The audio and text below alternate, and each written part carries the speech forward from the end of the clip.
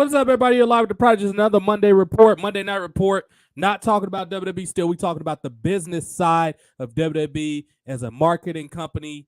We're talking about how they can improve, how they can be better, how they can get prepared to finalize this sale with Endeavor, which is a Middle Eastern company, marketing company, agenting company.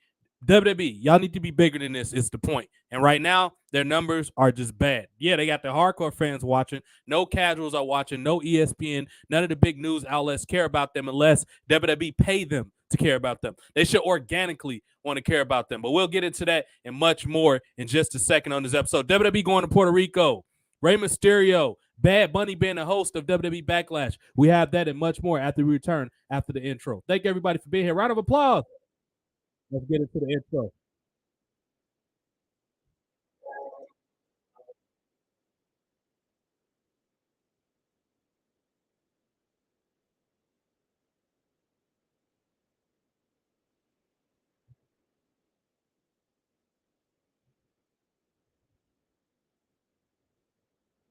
Yes, indeed. We are here on another episode, April 24th, 2023.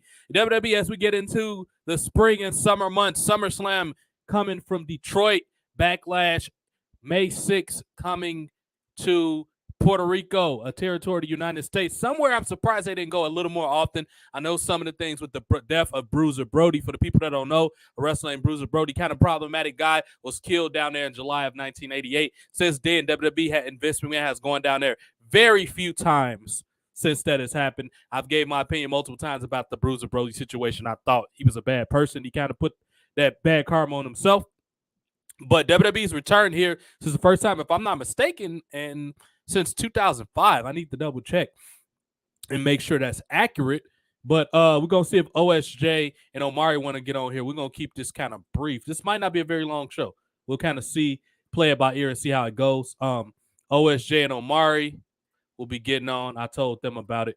And when they get on, I'll let them, then I'll start tagging this video for more people to come in. But yeah, right now, WWE is lacking from a lack of originality. Yeah, they got the money. Yeah, some type of way they're convincing NBC Universal and Fox to pay them multi-millions of dollars. I think Fox pays them $70 million. NBC Universal pays them like $268 million. So they have the money, but it's a matter of your product is not culturally relevant as it was 20 years ago. And I understand a lot of people say, well, TJ, a lot of stuff is niche. Some things are niche. However, football is a niche. The NBA is a niche. MLB is a niche. Comedy Central shows aren't niche. For a while, Marvel wasn't niche. It's certain people, it's certain creators that understand their audience. And I think a lot of these large companies under the large six umbrellas, NBC, ABC, Fox, CBS, so on and so forth, subsidiaries of those people, they're trying to force this agenda and this narrative that just isn't popular. All these hot button topics, where it's whether it's feminism or whether it's LGBT plus stuff. Y'all have to understand that'll never appeal to mostly when you talk about action shows or sports shows, which WWE falls under both categories. When you have a mostly male watch product, you cannot have these shows being overly just saturated with SJW, feminist, LGBT narrative. Straight males don't, which is majority of this world. Most males are straight. More than 90% are straight. They don't want to watch stuff like that. And that's something that people need to understand. Well, the executives, not people, the executives at WWE have to understand this. But it's a litany of problems that I've mentioned over several podcasts that WWE have. But in this particular episode, I want to focus on their lack of creativity. Their merchandise department is so bland and so paint by numbers. It's like I don't even want to buy most of the stuff that they produce, with the exception of a handful of things. WWE's products, shirts, logos on the shirts, belts, accessories, they look awful. All of them. I would say over the last 10 years, WWE has very little cool looking stuff. Strowman had a couple. Braun Strowman, who's a big guy, Fee-Fi-Fo-Fum, who I said need to return to that character. But Momari, I sent you the demo. He needs to return. That's what people want to see. People want to see Strowman flipping things over. People want to see Strowman doing big guy things. Strowman had good merchandise. Alexa Bliss has cool merchandise. With the exception of that, maybe Brock Lesnar here and there. Hurt Business stuff look cool. But other than those few far in between spread out examples, most people don't want to wear the things that's on WWE's products. It's awful. So from the merchandising to the understanding their audience to unique pay-per-view designs, which is what this episode is going to focus on. Why is it not any pay-per-views outside anymore? You got events like Spring Breakin, which is tomorrow. It's an exclusive WWE NXT, which is their developmental brand. That pay-per-view is tomorrow, and I'm pretty sure it's going to be locked inside of a building with 300 people, if that, in there. It might not even be 3. It might be 100 people in there. They just spread them out good to make it look like it's 200 or 300 people, 400 people up in there. So you have an event like Spring Breakin, and then Backlash is in Puerto Rico on May 6th, which will be hosted by Bad Bunny. Like, who's on this Backlash card? And I was just looking at it. That is worth Bad Bunny talking about. Bad Bunny is the guy that sold out 2 pay-per-views back-to-back due to his appearance at WrestleMania. I believe it was 36 with Damian Priest. Like, who's on this pay-per-view worth Bad Bunny even wasting his time talking about? Yeah, he's going to force the endorsement because WWE's going to pay him to do it. But when we look at this card, Backlashes 20, 15 years ago were dramatic. They were great kind of, and Omari's just getting on here. They were great kind of encores to WrestleMania matches. Marissa's here. She said Sheldon's having a match. Hopefully, that means her business is being put back together. Omari, man, we're talking about these lack of WWE having venues outside with Puerto Rico Backlash May 6th. Spring Breakins tomorrow, which has Spring Break in it. That should have been in Panama. They're in Orlando. Why not do something outside? WWE has the money. Like during the pandemic, they could have did Fight Island or something outside. UFC had Fight Island, but WWE could have had WWE outside or WWE, underground. Or like, I'm so tired of wrestling matches being strictly in the building. Like, people saying it so much, and it don't help that the fights look fake as hell. Like, it'd be different if it was like they're great looking fights. I felt like WWE did a great job during the pandemic on making lemonades or lemon out of lemonade. They did a good job using the bill, especially with the 24/7 title. I would say the peak of that was that Money in the Bank, that corporate Money in the Bank, that they set up great cameras. They took advantage of WWE Titan Towers. It was a good aesthetic. It was a good look. Omari just opened them up a soda or a beer or something like that. We have all. You never know what you'll get on a live Prodigy episode. Welcome to the show, Omari. What's causing all this, man? What's up? After I just did the call up, what's going on, Omari? Shit, nothing much. Just doing the usual, just chilling. That's essentially now. What do you remember a WWE event outside that you thoroughly enjoyed? Can you remember one? 28. WrestleMania 28. And you know what's funny? Until I looked up and researched this picture, I did not know that WrestleMania 28 was outside. Because I don't remember that. I remember Rock and Cena fought that night, but I don't remember that pay-per-view much because it wasn't a great show to me. Like, yeah. I remember it had a bunch of mid-card stuff. I think Teddy Long job was on the line, but that's pretty much all I remember other than the Rock Cena. It was nothing really there. But now that I'm looking at it, these palm trees, the aesthetic, this looks beautiful. Now, it compromises the sound a little bit. I get that. But if you're a performer, you got to get over that. How many buildings or events do you do in small buildings? You should be used to big crowd. If you're a draw, the problem is if you're not hearing noise, you're probably not a draw to begin with. So you can't say, oh, yeah, big buildings. I know the sound goes up and all that type of stuff. However, if you're a big performer, you're going to hear plenty of audio, acoustics in small buildings throughout the year, build up the WrestleMania. These big tentpole events are supposed to feel special. Like WWE owns the rights to Bash at the Beach. Why is that not y'all spring pay-per-view? Nobody cares about WrestleMania Backlash or Extreme Rules. It shouldn't be an Extreme Rules pay-per-view no more. Just like y'all getting rid of, I think I heard they're getting rid of the Hell in a Cell this year. Get rid of all these gimmick. It shouldn't be an Elimination Chamber. Change Elimination Chamber back to No Way Out. In the spring pay-per-view after Backlash needs to be called Bash at the Beach. You own the rights to it. Why not do it? And have the aesthetic that they have with the beach ball and all that type. It's a lot of creative stuff you can do with outside venues. And I'm getting sick and tired. And I think it's going to be less likely to happen under the Triple H regime because we already see what he's done with the little control Vince gave him over the last couple years. He's done nothing but made the show worse and put people like Walter with belts. It's a triple threat match at Backlash in Puerto Rico, which I love the aesthetic of a WWE pay-per-view being outside of the country for once, outside of Canada, because Canada is just a colder United States. Excuse me, I've been to Canada. It's a nice place. Montreal's beautiful, but Canada's not a big deal. It's another United States. It's not that big of a deal. It doesn't have an eco difference from the United States. It doesn't have an environmental that much of a difference. It's just Canada. What's that? I like Paris.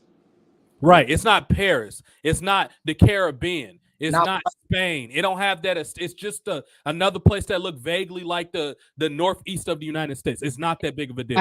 When we say, "Oh, we're going to Canada," that doesn't matter. That don't count like that. Canadian fans are cool and loud, but Canada's not a beautiful place like that. Not really. What's that? If I had it my way, I'd rather live in the Caribbean than live here. But Sure, most people will. At least, especially melanated people, but basically, aka non-white people, most of them will. And a lot of whites are starting to use a move outside of the country. I think it might not be that great for their skin as far as tanning and stuff. But yeah, most melanated people were designed to live in warm weather. That's why we were born there. But getting back to the WWE, this WrestleMania 28 aesthetic looked great. This WCW beach thing looked great. What's that? Yeah, because like I was going to talk about the beach thing, but I was going to say that's a subject for another day. Talk about right. Let's focus on the beach thing for now. We'll do that on another episode. The beach thing it doesn't make sense because the college kids, and I understand, people are scared, and I am to a certain degree with the college kids. Don't cater to the college kids; they're woke, but not all of them is woke. No, not all of them.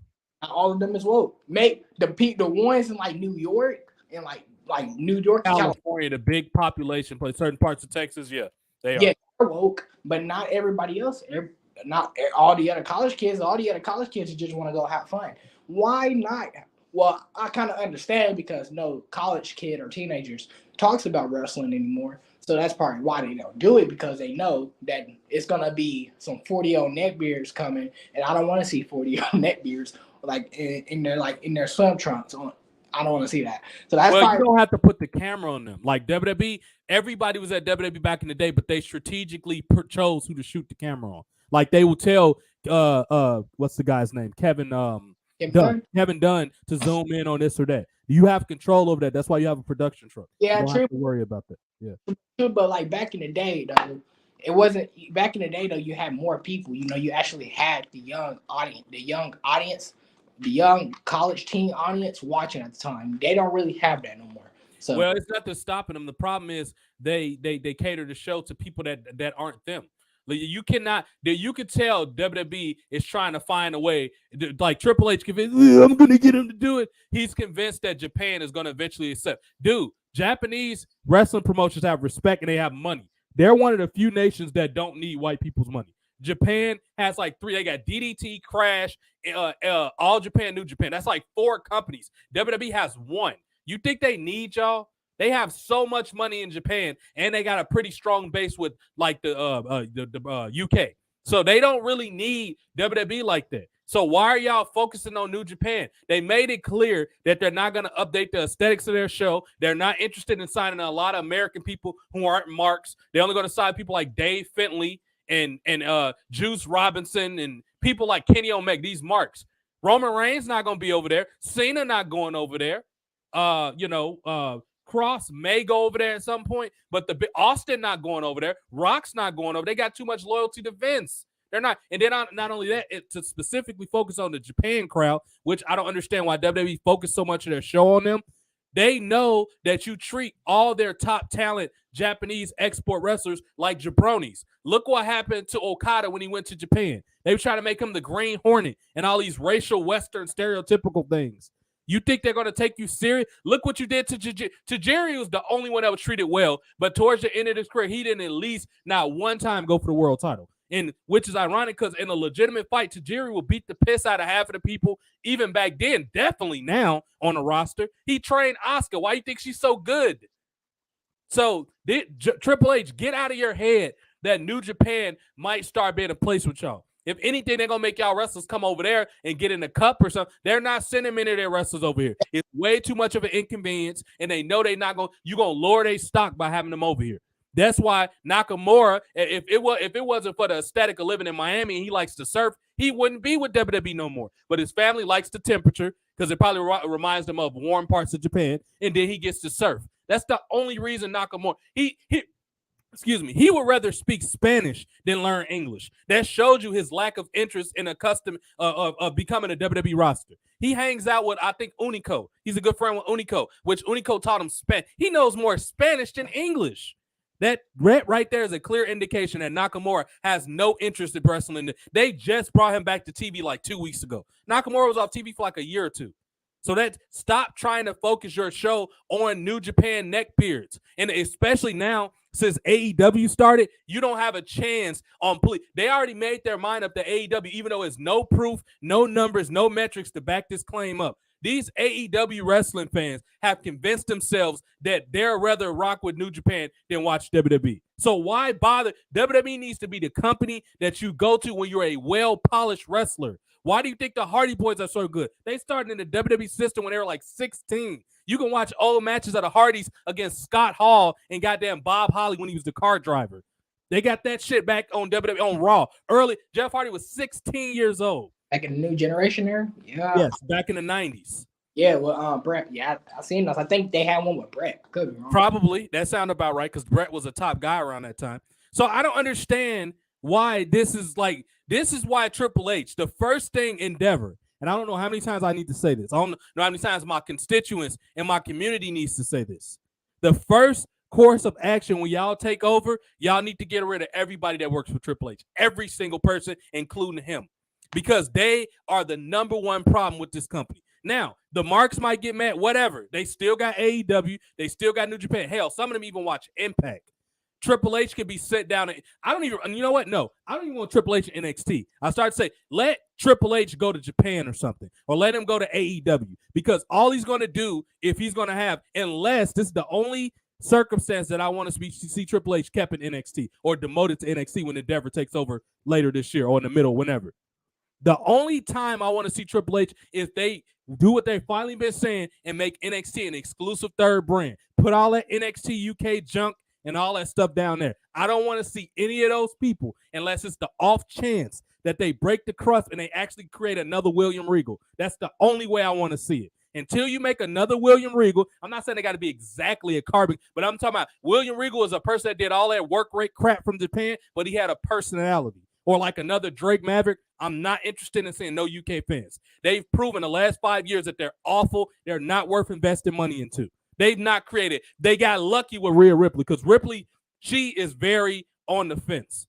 She knows how to blend in and get along with the Vince side and the Triple H side. That's why she's been world champ. She don't make many waves. She do whatever she's told, even if she don't agree with it. But Rhea Ripley knows what's up. She has a personality. If you to get to know the real Rhea Ripley, you got to watch her on like Twitch and stuff. She be calling people the F word that they call, gay people cigarettes. She called them that all over the place on there. So you could tell she know what's up. She just getting along, go along to get along. Ripley know what's up. Ripley, believe it or not, she know what's up. So with the exception of like a Rhea Ripley, that's pretty much it. The other guy that they tried with, he ended up being a sexual predator, Jack Gallagher, when that speaking out stuff, he was done after that. He had a little bit of charisma because I remember the Royal Rumble, he did the Mary Poppins thing when they threw him out in Jericho. I think Jericho threw him out and he had the umbrella and he fell to the floor. You could tell he understands vaudeville and performance. That's what it's called in Britain. It's called vaudeville, like comedy performance. He understands that aspect of it. He's not like one of these jackoffs from Imperium or goddamn that dude with too many eyes in his name, Dragunov or whatever. He's not like these goddamn idiots that think you got to wear kick pads and do uppercut stuff. That's not what performance is. None of them have good psychology. Why is Gunther a world's champion, Intercontinental World's champion to be specific? The mid-card belt, that belt used to mean you're next to be the world's champion. Can somebody explain to me how is Gunther ready to be world's champion? Omar, you want to try to take a shot at that? Gunther, I wanted to, kind of talk about that, what's it called, the spring break stuff, kind of harp on like we just talking about how Triple H needs to stop catering to the Japanese audience, and what I mean by that is that you're right. He needs to cater to the young male audience. That's what he needs to cater to, and not because not all of them is woke, not all of them is social justice warriors. That's a minority, and usually they're online. You need to cater to those guys because I would say casual audience, because it's a lot of females that's old school. You'll be surprised because I talk to them every day on Twitter. I would say a casual audience, because you say male, now you take kind of the women, and I want women to still enjoy wrestling too. I would say more of a casual audience. I'm talking about the young audience, like just in general. Sure, a young casual audience, sure. The teenage people my age, essentially. I would say your age to like 35, not just your age, but like the usual demographics that like football and stuff cater to. Yeah. Like 18 and 35, around that age. Because I ain't gonna lie, there's only so many 18-year-olds I could tolerate. I'm not gonna lie to you, dude. But go ahead, go ahead. What you're saying? Especially the audience of the Attitude and the right. Sure. That needs to be their target audience, and not all of them is woke. Stop thinking that. I know some people on our side pushes that. They need to stop that. Not all of them is woke. As a guy who goes to school with them, they're not that. Not a lot of them is not woke. There's a minority, just like there are a minority in every age bracket. You need to stop. They're not woke. They're not. Just like a lot of people, that Bam Margera dude from Jackass is trending, which is appropriate for WWE. A lot of them, are a lot of the people that you're talking about from our side a lot of them are misled Christians. I'll just say that. And I don't have no problem with Christian people, but some of them get on the extreme. Since this pandemic stuff, they've gotten kind of on the extreme end of the spectrum, and it's starting to get a little worrisome. Some of them are starting to get a little weird, and I think it clouds a lot of their otherwise logical judgment. Let's just put it like that. You know what I mean? Some of them are just too into all this like conspiracy stuff, and it's getting out of control. Anyway, that's neither here nor there. But yeah, that's what they need to cater to, that type of audience. And the show, I want to see multiple characters on these shows. It's been so many, like Rick Boogs should be on Backlash, or he should be. You know what? Matter of fact, Rick Boogs, I don't know how familiar you are with Rick Boogs. You know what Rick Boogs is? Oh yeah, I know a little bit. Rick Boogs was a guy that was Nakamura's guitar dude. His character fits the current NXT 2.0 system. I don't understand why he's not there. Like, he will be perfect for Spring Breakin. He should be the host of Spring Breakin with hot chicks around him. They got a number of hot chicks in NXT. It's quite a bit of them. So you need to have nobody wants to tune into a Spring Break theme episode and see these British losers that nobody can relate to being all over the card. Like dudes say, all in the videos. Like Suge Knight said about he had good foresight. And he was just saying, don't nobody want to see your manager being a mark on stage. He was, of course, talking about P. Diddy. But, like, WWE, the big thing that they need to have, and this goes back to Endeavor, they need to understand their audience. They have no idea who to cater their show to. They're just like, well, they do, but they're not catering it to cool people. The reason that MTV was so popular because they understood their demographic. They knew it was going to be jack-off parent organization and stuff saying, oh, this is too raunchy. Children don't need to watch this. Guess what? This is a cable late night channel. You should be a parent and be an adult, and you should know what your kids are watching. Boom. They did not let those complaints from those parents deter their vision or goal what they have for MTV. And they still to this day don't do that. WWE needs to be like MTV. And I honestly think that's one of the few things on why Darby Allin, even though I would love to see him in WWE, why he probably won't come to WWE, because they're not going to let him do what he wants. Like Darby Allin's a risk-taking dude. Honestly, they're going to water him down if he comes to WWE. Go ahead. I didn't know MTV was so like that because MTV's been dead for the longest time. Well, they try to revitalize it lately with stuff like ridiculousness and stuff like that, Scarred, shows like that. Prior to that, it was just a bunch of terrible people that can't act on reality shows. That's what it is. I think MTV has been going. MTV has been good. But that's because they got smart people back to take over. That was when they had those millennials in there that didn't know what they were doing. Now they got smart TV executives back in there that know what they're doing. It was a little time period where they experimented and they tried to be inclusive and they ruined the show with all these bad. And don't get me wrong, some reality TV, Real Housewives of Atlanta and stuff, it's okay in moments. But the problem is when they make dollar store versions of it and it's awful. Where you got shows like Honey Boo Boo and crap like that on TV. That's when it becomes a problem, dude. At this point, I think Gen Z has better taste than millennials at this point. I ain't gonna care. It depends on what it is. It depends. I'm not gonna say that about everything. It depends on what it is. I agree. But usually, like from some of these short, like because even then, like that a lot of that stuff from the 80s and 90s is not millennial stuff. That's Gen X stuff. Like the Springers of the world. That's millennials. That older millennials might have grew up on it, but that's Gen X. So you can't. Sure. Millennials is 2000 and some part of 2010. I would say like Gen Z is different with them because their stuff is not cable. You know how like back in the day, like with boomers and Gen X, and millennials, there was more cable TV because social media hadn't got big and the internet hadn't blown up yet. Mm-hmm. Now a lot of their stuff is on So social media, now all that stuff is on. Some of it, like, and when it's actually good, better than a lot of millennial stuff, I would say. But that's hard. Well, when you say millennial, you talking about people that's in your age group. I'm a different type. No, you're actually in my age group. The millennials you're talking about were born after like 2004. The kids from 2004 to like the cutoff is like 2020 now, basically. The 1920, the kids now. Like those are the millennials you talking about. Our millennials goes from 1983 to 2004. That's the one me and you fall under. It's two different type of millennials. They just split them in groups. One's X and one's Y. We're X, they're Y millennial or Z or something like that. Whatever letter comes out the X, that's what they are. We grew up on the good shit. We grew up on the 90s, early 2000s good shit. Cartoon Network, MTV when it was good, Nickelodeon, WWF, MTV, shit like that. Music, good hip hop music.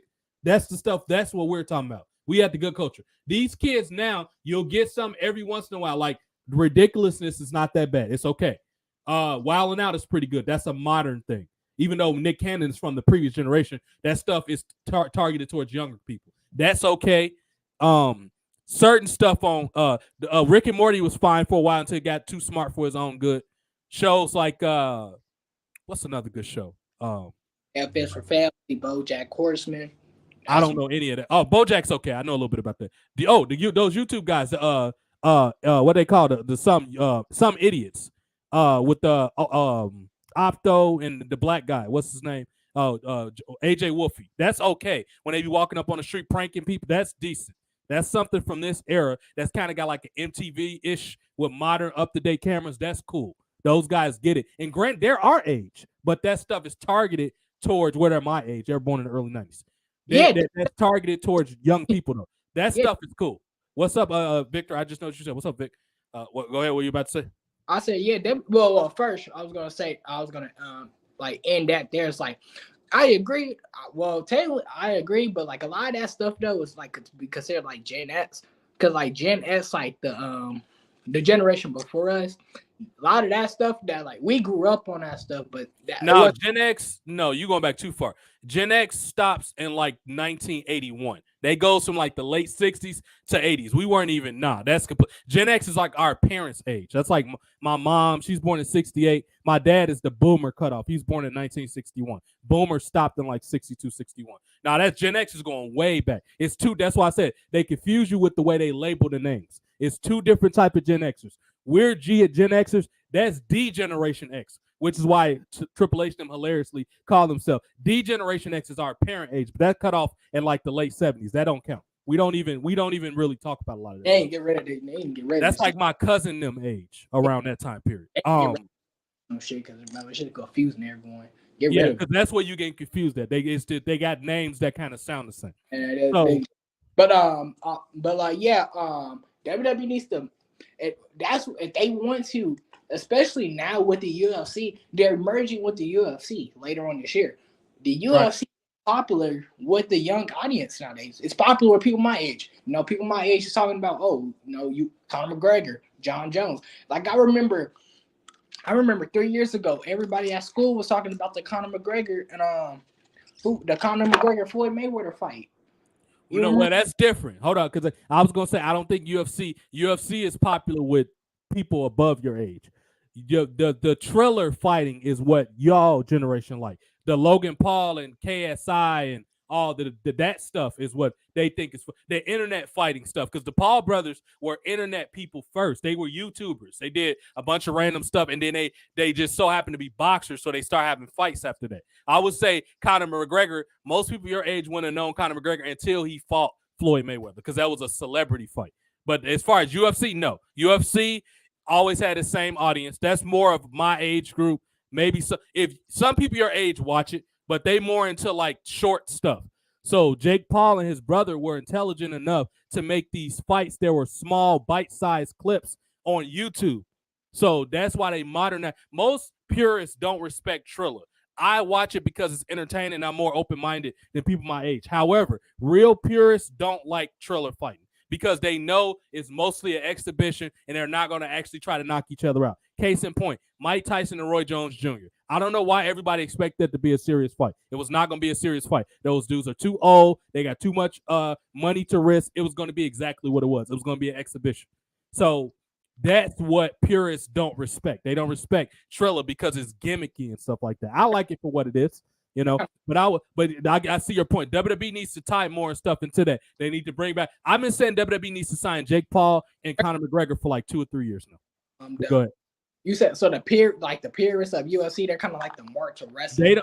They don't respect Triller in celebrity fighting. It used to be called Triller as a Showtime box. The celebrity stuff that Jake Paul they call it was mostly on the Triller with Snoop Dogg doing commentary. They was mad that Snoop Dogg was given more like a WWE performance because a lot of people underestimate how good of a performer Snoop Dogg is. Snoop Dogg is an exceptional performer.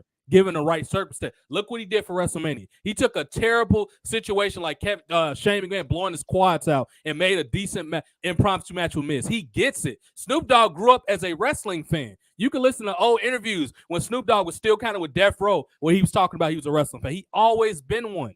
That was never nothing new. That's why for the marks, and I had to stop following him. I'm not going to say he is. He got a lot of reputation. He's a trainer. He trains some big name people. Me and him were friends on Facebook. I had to stop doing it because I got tired of seeing Facebook notifications from this dude saying that promos don't matter in wrestling. I'm like, dude, you're a top tier trainer at a top. Matter of fact, I ain't gonna say his name. He runs Shawn Michaels School. He's one of the trainers for Shawn Michaels School. I worked out with him. I trained with him. I know him personally. This dude thinks that wrestling should not have it shouldn't be microphone based. So I'm like, okay, so you're a mark basically. And me and him got to it about it. He kept trying to go around it. No, you're an old school mark. That thing wrestling is not supposed to have. You're just a less offensive Jim Cornette, basically. So it's a lot of these people that have too much influence over. They want wrestling to still be in closed armory, National Guard armories, in tents and shit like that. Not in beaches, not at cool. They're the people that think the corporate ladder match was dumb. That's because I was training at the time that Rey Mysterio I-4 and I match, which it was dumb, but also that same pay-per-view had the Money in the Bank. It was so many people at that camp that I was at, which was in Tennessee, that thought that was a dumb idea. And I'm like, dude, y'all have no idea. And this is why I don't think I want to wrestle no more. At that point, I knew I just want to stick with the journalism side of wrestling because I'm getting tired of explaining to marks why you don't want to break your neck for this business. Ask yourself this, and some of my friends are here right now trying to be wrestlers. This is what y'all need to consider. Why does wrestling not have a union? Why are they so adverse to having a union? If they respected you that much, wouldn't they have a union? So you're telling me no union, no guarantee, unless you like John Cena, one of the top people, you don't have guaranteed insurance. You have to use your own money that's already heavily taxed, especially if you live in expensive states, which a lot of these wrestlers do because they try to keep up with the Joneses. Even if your money is already being taxed, why would you want to pay more money for shit? You don't even want to be like a top like a John Cena person. Like, I know. Like, if you a John Cena or a Stone Cold, you're gonna get the favorites regardless because you're one of the you're big, some of the biggest draws of all time. But even then, like, you can be a mid carder, and if you just cool, this is like another reason why like wrestlers nowadays. Like these modern day wrestlers, they don't understand. Like, yes, I know Vince McMahon could be a headache, but bro, when you get on Vince McMahon's good side, even if you're not the top draw, the dude's gonna take care of you. Yes, that is true. That is all these modern wrestlers understand that. Like, look at back in the day, like even the mid carders. Like, look at a guy like Viscera. A guy like Viscera was always around. He wasn't the biggest draw. He didn't draw nothing, but Vince was terrible. Vince liked him, yeah. Yeah, Vince McMahon liked him. He put him in top storylines, put him in the ministry. With the Ministry of Darkness, yeah. Yeah. He worked with Undertaker and like randomly in like 2008. You know what I mean? Like he was in the main event with Undertaker for a nice little stretch for like 2 years. He's always been closely linked to the Undertaker, actually, because they was in the ministry together. Kane, all these top level people to revamp ECW, he was a big deal. Yeah, that's Omari's 100% on the money when he says that, and that's why I don't understand why it's so much loyalty to Triple H. People cannot comprehend how I laid it out to them in every possible way. I've slowed it down, explained it, broken it, had several lengthy episodes why I explained it every single way why Triple H is not shit, and people still defend this dude. I don't understand why, he don't even want y'all to have more money by making merchandise. Why would you trust somebody like that? Well, these modern wrestlers have been because, like, see, This is kind of like I'm lucky. Like now, granted, I wish I would have grew up watching on the Monday Night Wars, but I can't control that. But I am still glad though. I got to watch. I mean, you still can go back and watch it. It's on Peacock. True, but it's not the same as watching it live. Live, I grew up on the tail end of it, but yeah, I get what you mean. But like what I was saying is that even though I didn't grow up on like wrestling when it was at its apex of popularity during the late 90s, I would still say I am glad that I got to watch, guys like Cena, Taker, Triple H, Edge and Orton, Batista, Wrestling was still pretty good during the Ruthless Aggression. A lot of people underplay it, but it was still really good. It wasn't Attitude Era, but it was really, really good during the Ruthless.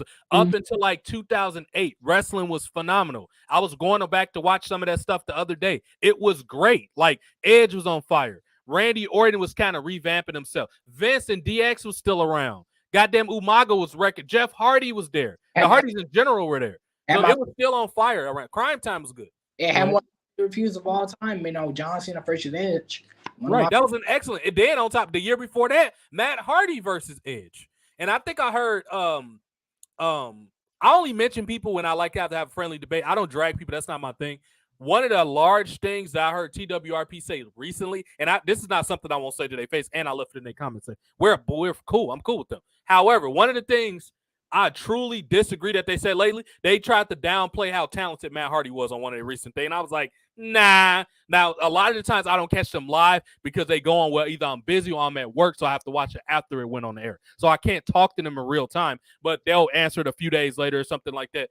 And I strongly, y'all have to remember that Matt Hardy has been creative since he was a child. Now, the way he handled the leader thing ruined his credibility in some people's eyes, not mine. He had a damn good reason to be upset that his girlfriend publicly cheated on him with another wrestler that was almost like a brother to him. Like, of course he's going to be upset. That's not Matt Hardy's fault. It's just WWE. For some reason, they've always done this. They've always reward the guys that was the ones in the wrong. Look at the Triple H China situation. They always rewarded people who did the shitty stuff. Right. Well, it just comes down to connections. And then it is a part of WWE brass, and I've mentioned this several times in past interviews, or I should say podcasts. It's a part of WWE brass that likes pettiness. Like Vince, if he find out some drama, that shit's going to be on TV. If he finds out somebody's going through something personally or something, he's putting that. Now, sometimes that needs to be a storyline. Sometimes it shouldn't be. It depends on how embarrassing it is. Like, for example, Rusev and Miro. I'm sorry, that's the same person. Miro and Lana stuff on WWE TV was quite entertaining. The nerds didn't like it because they didn't have a lot of wrestling. Wrestling is not serious. Yeah. Will y'all get this shit out of y'all head? First of all, let's forget about the McMahon family, a third-generation promotional family that made this. First of all, Vince McMahon's grandfather, Roderick McMahon, was in the fucking circus business. What do you think wrestling comes from? Wrestling, even the Crockett family, the JCP, the Jim Crockett promotion, their father owned circus shit. Wrestling was in the circus back in the 1800s. What the hell is wrong with y'all? It was never designed to be serious. I ain't even gonna lie. So I was gonna mention two things. The first one is, I ain't gonna lie. I wasn't the biggest fan of that storyline. By that point, I had completely, checked out of Raw. But it made Raw interesting to me, and that was the first time Paul Heyman was officially signed full time to Raw. You could tell because he wrote that storyline. No, but Lana was looking like a complete milf. And then we got. People forgetting the fact of the stars that broke out of this, not to cut you off. Liv Morgan became a single stars out of that. We were introduced to Elektra Lopez. Look at the stars that were made. Aiden English was a star for a little while. Y'all are too short-sighted because it wasn't work rate matches that somebody that don't have any business rating matches, Dave Meltzer, he's a good reporter. He's not don't have any credentials to be a goddamn critic of wrestling. He's never booked a wrestling show before. Who the hell is he to put, that was a 5-star? What are you talking about? You think New Japan's a big wrestling company? Their last show had like 50,000 viewers. Get your ass out of here. That company is 70 years old. And you think they don't have a large TV or distribution deal in the United States. That is not something to compare yourself to. You think the NBA is comparing itself to playground basketball? Get your ass out of here with that. You're a 60-year-old man that don't have fucking common sense. You know that New Japan is not nothing to follow. The fact that Triple H takes that shit seriously is one minuscule example why he has no business running WWE. You're taking storylines from fucking Impact in Japan? Are you kidding me? But anyway, that not to get on. But like, dude, this is ridiculous. Meltzer shouldn't be ranking shit. He doesn't have the authority to do it. And like I was saying, is that these modern wrestlers, man, and like it's just a lot. But these modern wrestlers, like I was talking about earlier, you know, how like I understand, like I said again, I'm not like I understand, like I said, I'm not the biggest fan of Vince nowadays. I understand Vince McMahon could be a headache, but if you get on his good side, the dude is gonna take care of you. I mean, you don't even not only that, he could make you a star way better than Triple H can. Triple H has no idea how to make people. He can't make himself a star. He don't know how to make Simone Johnson, The Rock's daughter, into a damn star when she's related to The Rock. Just make her fucking Charlotte, but the Rock version. That's it. That's essentially all you really gotta do. Just have her come out there and play up that she's the Rock's daughter. She's going to get heat anyway. No matter if you would have started off at the babyface, she would have got heat. You might as well go with the heel run. She's going to get booed anyway. Yeah. Then Martha's going to say, oh, she's only here because she's the Rock's daughter. Like, none of these people have. And the wrestlers, I don't understand. Very few of them publicly criticize Triple H. I don't understand why. Like, dude, what has he ever done for y'all? Another thing shit, JoJo liked it. Let me see if he want to get up here. I find it crazy that most of these modern wrestlers, you know, they grew up on like they grew up on like the Austins and the Rocks and the DX, NWOs, or they grew up on like the Cenas and the Ortons and all of them. And I'm like, if you grew up on them, then why are you doing the complete opposite? A lot of them didn't grow up on them. They saw stuff that happened in the last 5 years, or that they friend. If the RKO out of nowhere didn't go trending, none of these people would know who I almost called that man R. Kelly. Randy Orton. Wouldn't nobody know who he was? You got to keep in mind, it's a group of kids that's in your age group, Omari, that don't know anything if it didn't happen on a phone. Which their phone is run by internet. They don't know what cable is. No, I'm talking about the modern wrestlers that's in the business right now. That's what I'm talking about.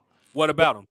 What I was saying is that like these modern wrestlers, they either grew up on the Attitude Era, you know, what Rock and Austin know, or they grew up on the Progression Era, you know, Cena, Batista, and they're doing the complete opposite of what they're doing. I'm like, well, I'm gonna say from a wrestler's perspective, a person that actually wrestled before, the problem is the schools that they get taught at is run by marks. You got these people running schools that, they know how to teach you how to do flat back bumps and drop down leapfrog. They know how to teach you how to do that bullshit, but none of them were draws. You could teach anybody how to run the ropes and all that. You could have just hired Norman Smiley, and he could have trained everybody because he's universally one of the top people that wrestle kind of as a jobber in WCW and WWF that people respect as a trainer. You could have had Norman Smiley train all those people and got rid of all them other marks. Why do you need everybody from the Triple H regime? Why do you need these nobody wrestlers like what's that fucking asshole name that works there now?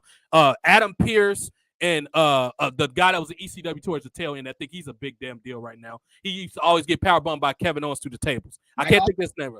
Not him. No, he wasn't a big star. He's just some guy. What's this fucking asshole name? I ain't gonna lie because I don't like ECW. He was in ROH towards like when it was still kind of good. Victor, if you know what I'm talking about, please tell me. I cannot think his name right now. But you don't need these jabronis that don't have the problem is you got these people at these schools that are marks that are giving people advice that want to be stars. Because when you come in training as a wrestler, you have an idea what you could do as a wrestler. And what I mean by that is you might have a dream of being a big star. Some of these marks that run these wrestling schools are just happy to have a school because it's consistent income for them. They don't have a passion to go to WrestleMania and win the belt. They just there to happy. Oh, I put on a good match. They wrestle for people like Dave Meltzer and the IWC on the internet. That's their only goal. So those are not people who should have authority over running a wrestling school. Like that's like having. Why do you think the prom king and the prom queen are the most popular people? You think somebody want to follow a nerd to the prom? That nerds never been prom king and queen, and that's what's happening right now in wrestling. You got these nerds that don't have charisma trying to teach people how to be star. How are you training people to do something you've never done before? That's just like a billionaire doesn't take advice from everyday working class people. They don't have nothing in common. Nothing. They work for them. My question is when they have guys like The Rock, you know, Stone Cold Steve Austin, you know, John Cena, you know, guys like that come back every once in a while. why don't they have them go down there, and talk to the wrestlers that's coming up, because they're three of the greatest of all time, especially in charisma and my A skill. large problem is a lot of them don't want to deal with Triple H because he's an insufferable asshole. A lot of them don't want to deal with him. And people are afraid to say it, but I will never forget. It was within the last 3 or 4 years, I know that. I saw a press conference. Triple H always do them conference calls after one of those shitty NXT takeovers.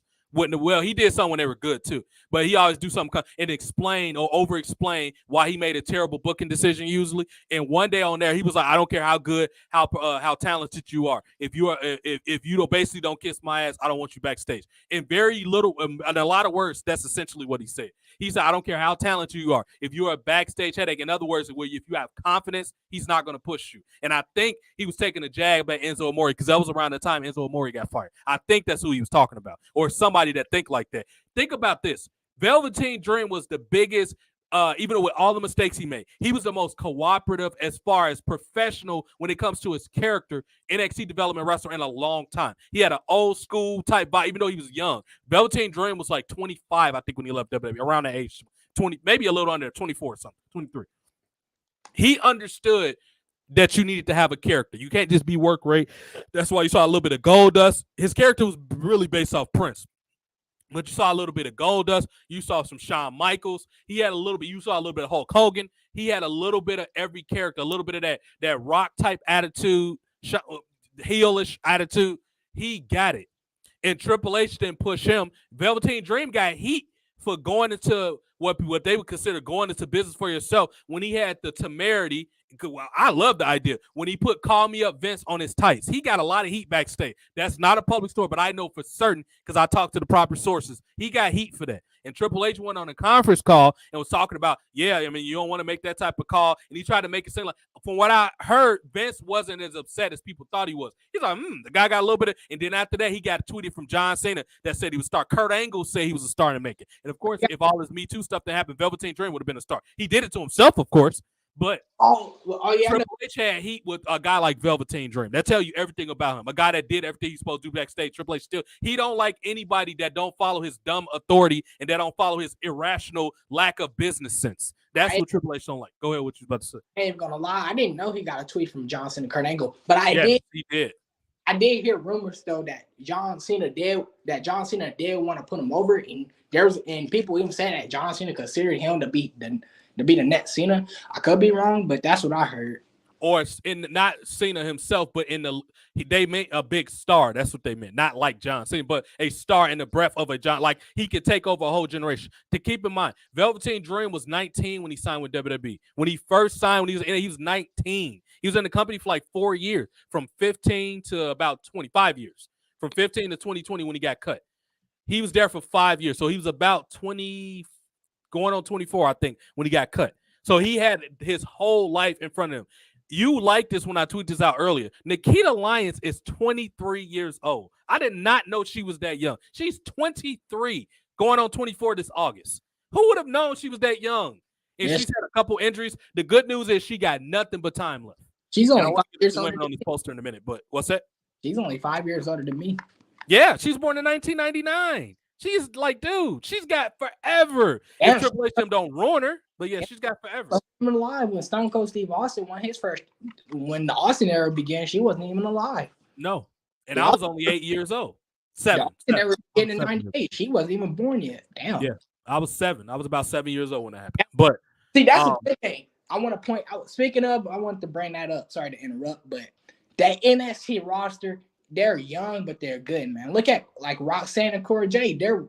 I think they were born in 2001. They're like 2 or 3 years older than me. That sounds about right. Yeah. I'm like, damn, they're that young. I mean, damn, that means when they were born, the Attitude Era was on its way out. We'll come back to that. Victor saying something about a new world title introduced. Did you see that tonight? No, I think no. I seen rumors of CM Punk. No, I saw CM Punk was backstage at Raw. He's trying to beg for a job to come back. Well, that's publicity stunt because AEW got a show this weekend in Chicago. That's all it's about. He ain't getting back to WWE. They not going unless Triple, especially with Endeavor taking back over. Vince got a lot of control. I don't think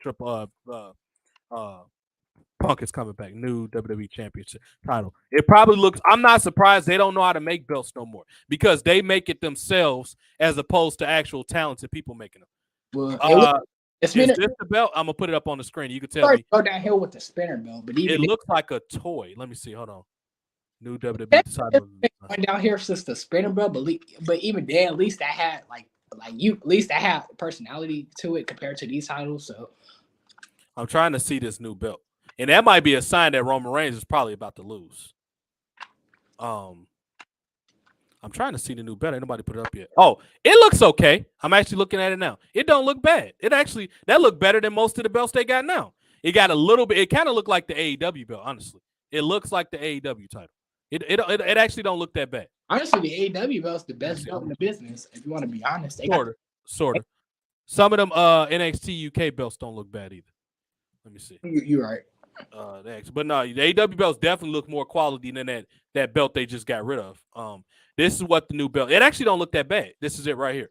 It actually does not look that bad. That's not a bad looking belt. Like they could have took a little bit of the gold off because it's a bit kind of glary. But other than that, that's actually not that bad. I expected worse. I expected a lot worse. It's not that bad. It'll be too much careful, but that's fine. It'll be like what I like about the other belts is that they didn't have that big ass logo in the way. Right. That should be like kind of small. The globe and like a globe or an eagle should be the focus of the belt. It should how the Wing Eagle belt used to look. Right.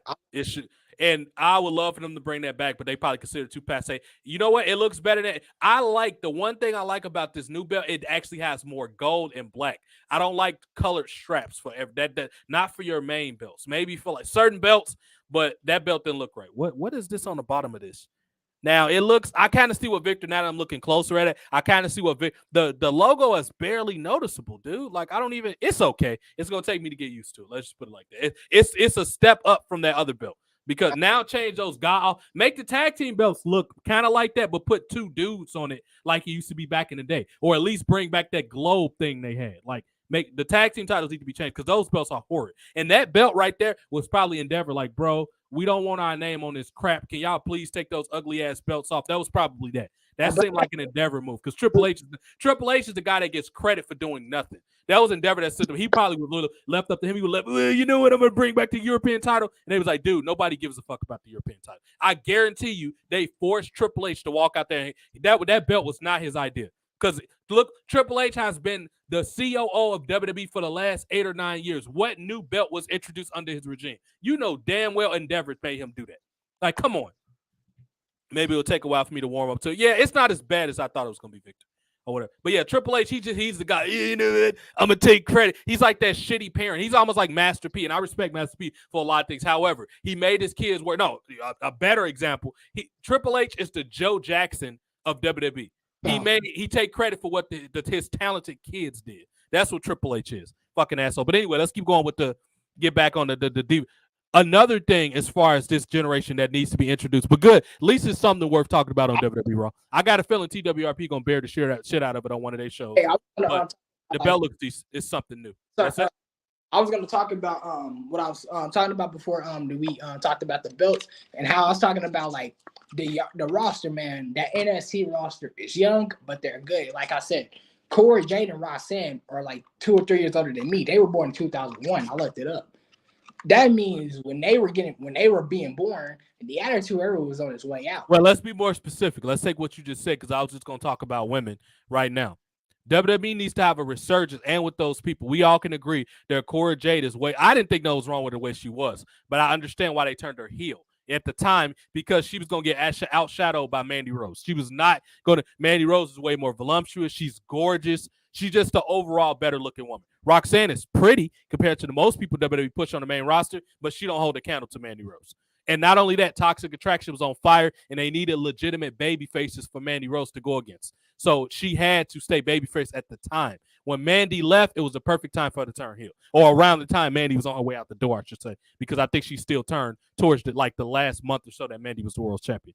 But these women, that's something else that we don't have enough of. You need to bring back a modern bra and panties matches. You have Scarlett Bordeaux and a Nikita Lyons. Nikita Lyons can be somewhat recovering from an injury, and you can still find something for her to do with bra and panties matches. She could be the because Victoria was in bra and panty match. She just wasn't beating people up. She was a gorgeous. She was like a Amazon. She was a gorgeous woman, but she can fight too. What happened to that? Guess who could be a modern day Victoria? Nikita Lyons. She can fight and she's cute. Why you can't have both? I don't understand why I got to be one or the other. They can have both. Victoria and Victoria and Mickie James were the same character. Right. They both were hot, but they were both like the badasses.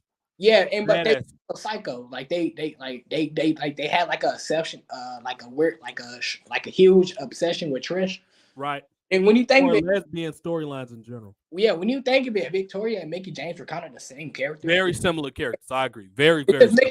It's just Mickie James made it. I would say they're the same character, kind of, but Mickie James took it she made it bigger. If that makes sense. Well, with you can make a lot of that. People, the problem is Triple H is lazy, and everybody in his regime is an ass kiss or they're scared to say something.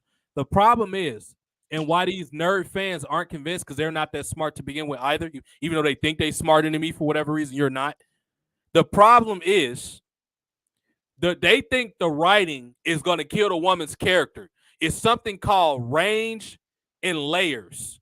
When you're a good writer, you focus on both of those.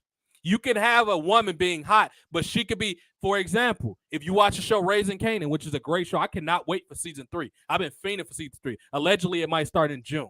That's the show that's based off 50 Cent's real life, how he grew up selling crack in Jamaica, Queens. That's what Raising Kanan is. Kanan is 50 Cent. His mother is based off 50 Cent mom who died in a fire when he was younger. That's who he learned the game from. Raquel, who's the one that plays his mom, is a hot but vindictive lady. That's what writing is. She's hot. She knows how to dress. But when it comes down to business, she's a savage. That's what a person, that's how you write layered writing. The problem is WWE writers are stupid. The current people, the SJW writers that they hire aren't smart. That's what the problem is. When you think of it, you just describe a lot of women nowadays. A lot of women nowadays is fucking hot. But when you think of it, they know how to get their way, especially with these soy boys we have running around nowadays. They be using them like crazy. It needs to be. The Impact tried this with Scarlett Bordeaux and Fallah Bahh, but Fallah Bahh is a talentless hack that nobody knows about. Scarlett Bordeaux needs to bring back that character. If you're going to have this cuck stuff, why not turn that into a character on TV? That should be somebody Scarlett is dominant. Preferably a heavy-set neckbeard looking dude. Maybe like Kevin Owens. Or you know what? Who would fit best for this? Because he sucks, and the less he talked, the better. Bronson Reed. Let Bronson Reed be like her boy toy. But his lack of star appeal might turn people off. So it got to be somebody a little more talented. Maybe bring in Otako, or actually not. You could bring in Otako and have him do it. Give him. The only problem is enough people just don't know who the fuck he is. But if they can get him popular enough, sure, why not? They need to have a character. Or you know what? Bring up that Matt Stone dude. Bring up that Stone dude from NXT. Have him do it. I think Otaku will work better. Like, yeah, most people don't know Otaku, but here's one thing I will give Otaku credit for. Even though I don't like the guy, he's annoying as fuck. But Otaku, he knows, like, compared to all, like, he's one of the only marks. He's knowledgeable for a mark. He's entertaining. He knows how to entertain people. And he really think of it, he could work in WWE. Like, have him, like, you've seen the videos of him, looking at the underwear at his job at Target. No, I don't know him that well. I don't only know him from other people from the community. I don't know dude like that. Oh, well, TWRP them and on the Smart Bus. Right, they know a lot about him. I know that. Yeah, that's what I learned about them. He used to be like in the girls, like looking at the panties and shit. Put that shit on TV, bro, and have Scarlett Bordeaux be like, just have Scarlett like have him be like have Scarlett Bordeaux with the Smoke Show character, I don't want him to work for WWE, but they can have him as kind of like a person they bring in to do stuff like that. I don't want him being a writer or nothing, no, because he's a mark. Just like put his YouTube character, like how he has on YouTube, put that on TV. Sure. You know what? He found a way to have a crowd, even if it's being weird and stuff like that. I will give him credit because people know who that Otaku dude is some type of way. So much so that Keeping It 100 mentioned him on their show.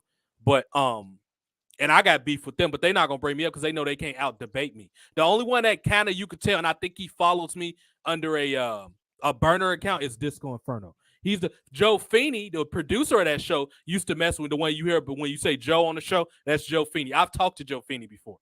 Conan, because I got heat with Conan because it's a couple things I called Conan out for that he was wrong for.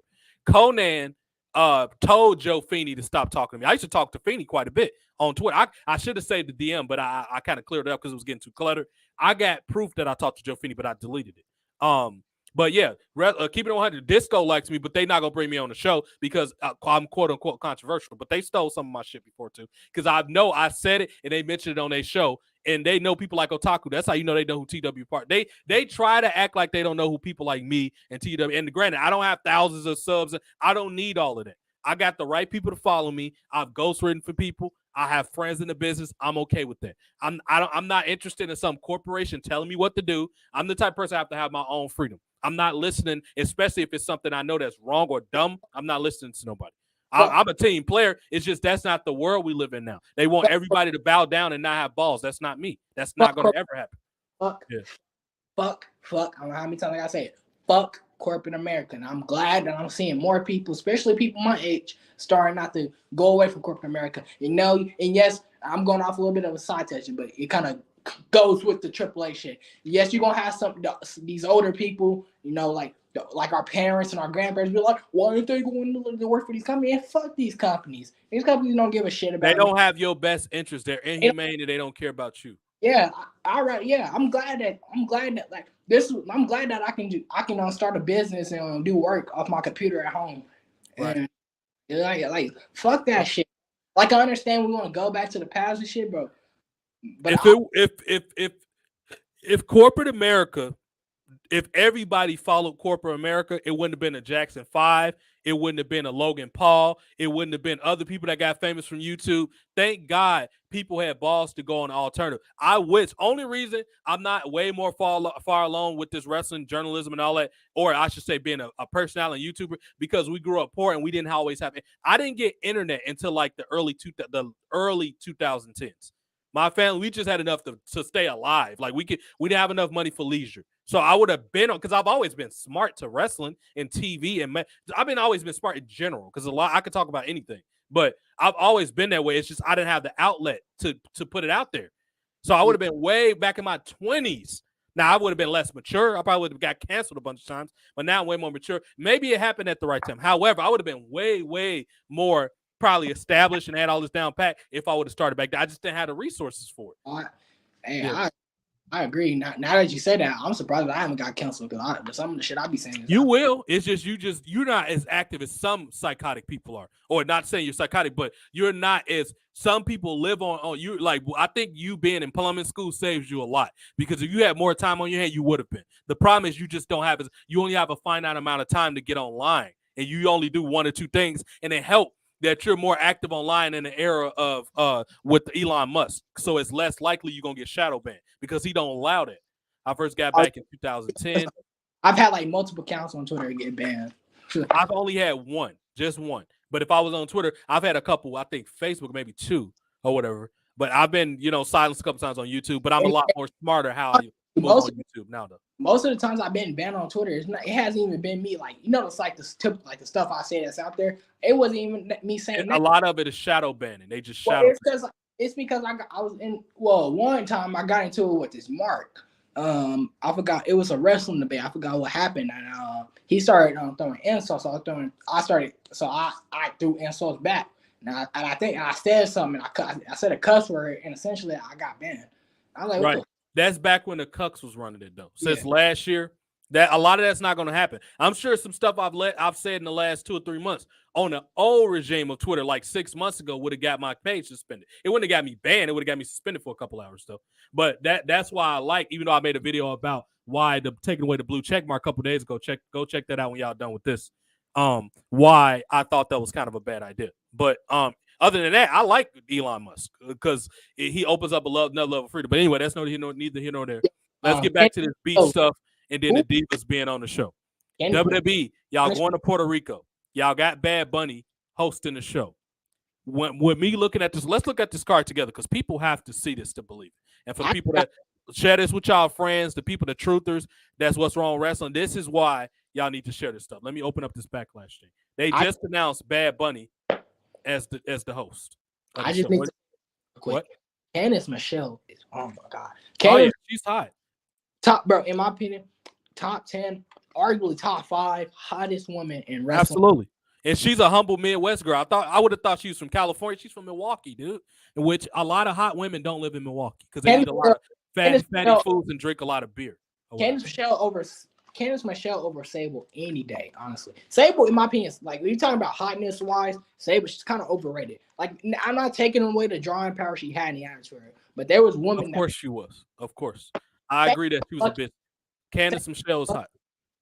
See what Sable is that she got lucky because Sunny, like other than like Sunny, who else did they have besides her? No, Sable, I think worked at strip clubs and stuff. She had some marketability as like a dancer, sorta. She wasn't a great. She was good for like non-ethnic dancers, yeah, for like a white person, but she wasn't really like she was hot to a lot of people back then. She wasn't my cup of tea, but I get why a lot of like white guys or something would have thought, guys that like Vince McMahon would have thought she was hot. Yeah, Sable was cool, but I mean, she ain't nothing compared to a Candice Michelle or like a Mandy Rose or even a Gigi Dolan for that matter. She's cuter than Gigi Dolan, but she don't have the body that Gigi Dolan has. Gigi Dolan is built like a woman. That's what a woman's supposed to be built like. What helped Sable out is that because it's that at the time the roster was thin.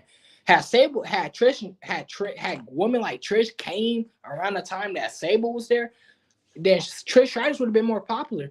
I think it depends. It depends because keep in mind, Sable came back randomly in 2003 and she got over on SmackDown. You have to keep that in mind. So it just depends on what storyline you put her in. If you put her out there in bra and panty matches, oh yeah, she got buried because she don't have the body for bra and panty matches. But if you put her out there as a catty, bitchy female manager, yes, she's gonna do fine. Yeah, she was talented. She held her own in segments with Vince, Paul Heyman, a lot of top people. She was talented. I'm not saying she's more talented than Brock Lesnar as far as promos and stuff. I'm saying she is talented. I'm just talking about like hotness wise. When people say, "Oh, she's top 5 hottest woman," so like no, like she might have drew. She might be the one of like arguably the biggest drawing wrestler.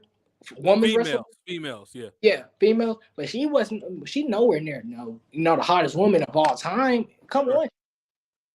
Sure. Not today. Like a lot of these NXT women smokes her in the hotness department.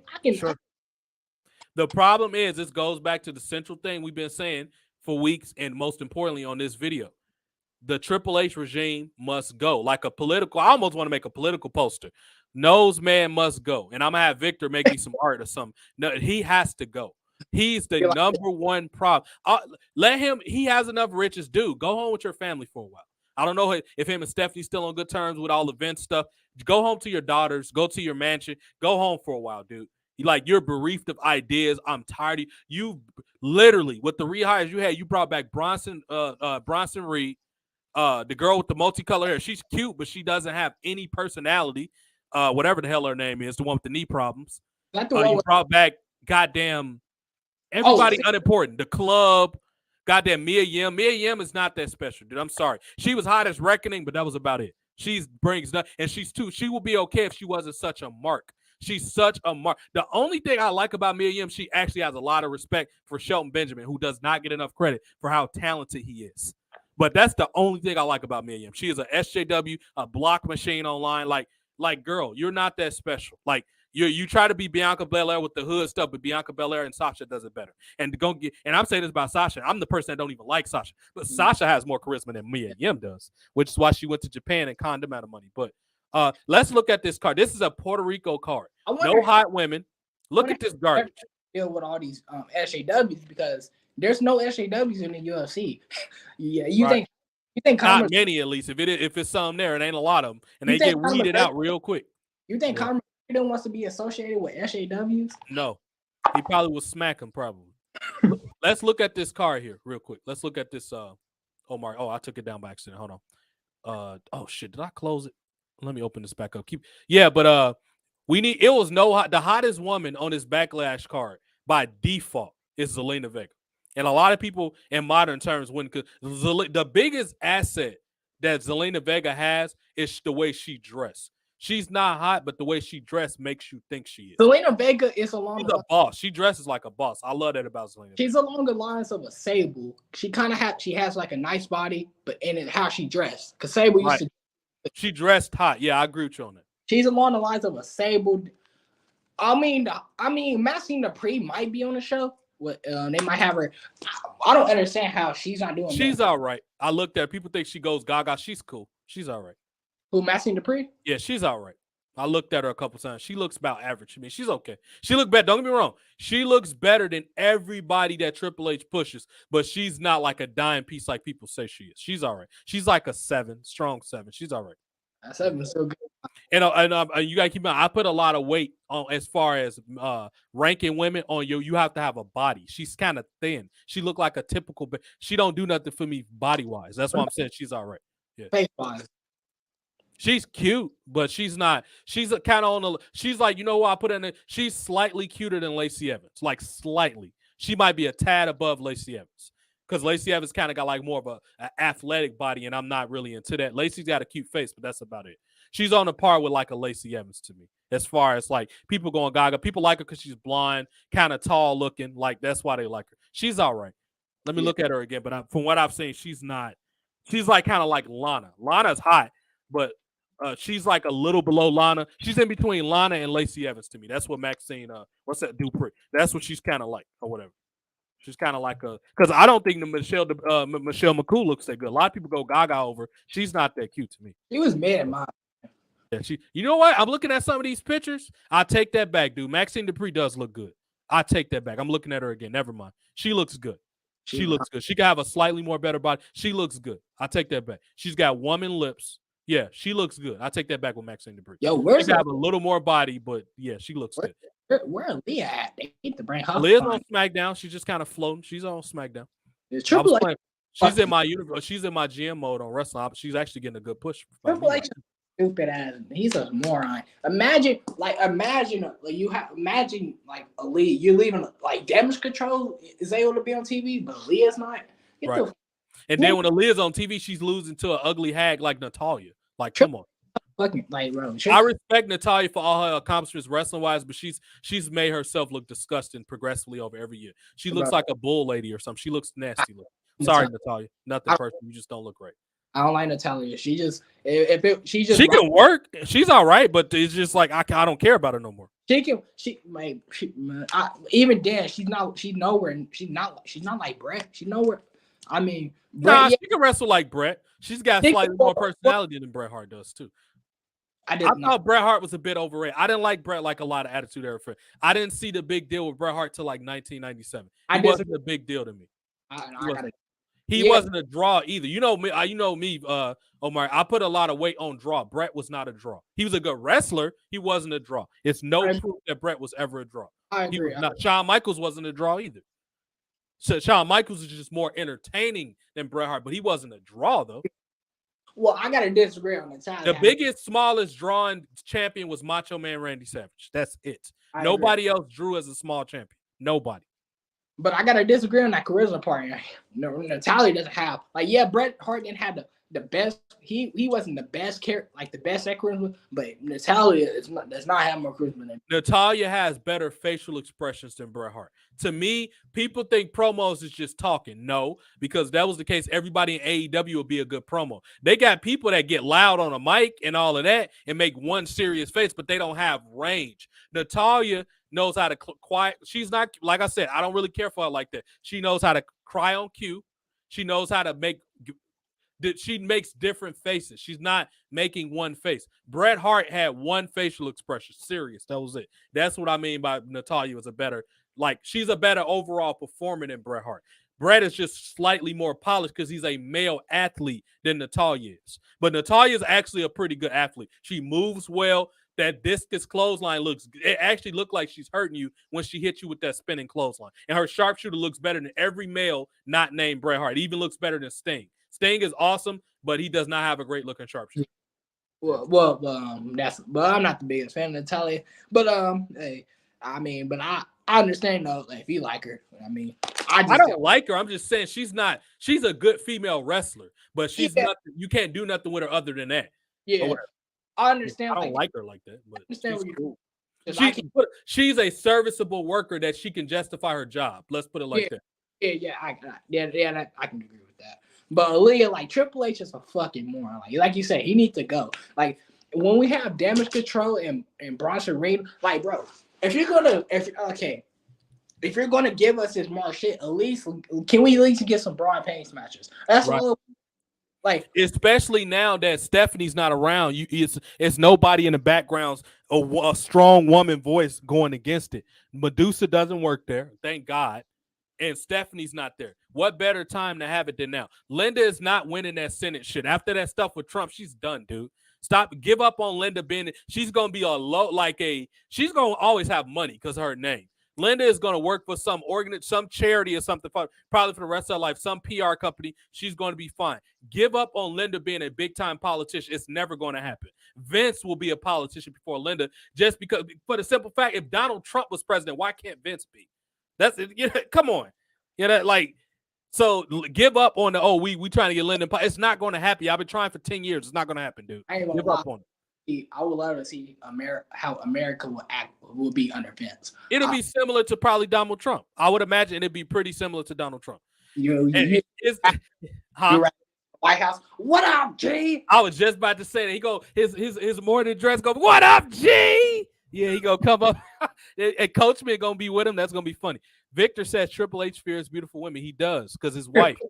Don't let him look at. That's why the hot Marty Bell got fired. And then I didn't have internet. I would check results on my cousin. Yep. I can see it now. Vince McMahon, being president of the White House, and then John Cena's his right hand man. John Cena's like the vice president of sorts. The right hand man. He's like, and I'm gonna have John Cena. The kids will love it, pal. I didn't want. I'm John Cena. Cena would be like, nah, Cena's too much of a seller. He'd be like more like a Joe Biden, like because he's too much of a corporate stooge on Twitter to take serious. Like him and The Rock, kind of like Hollywoodish.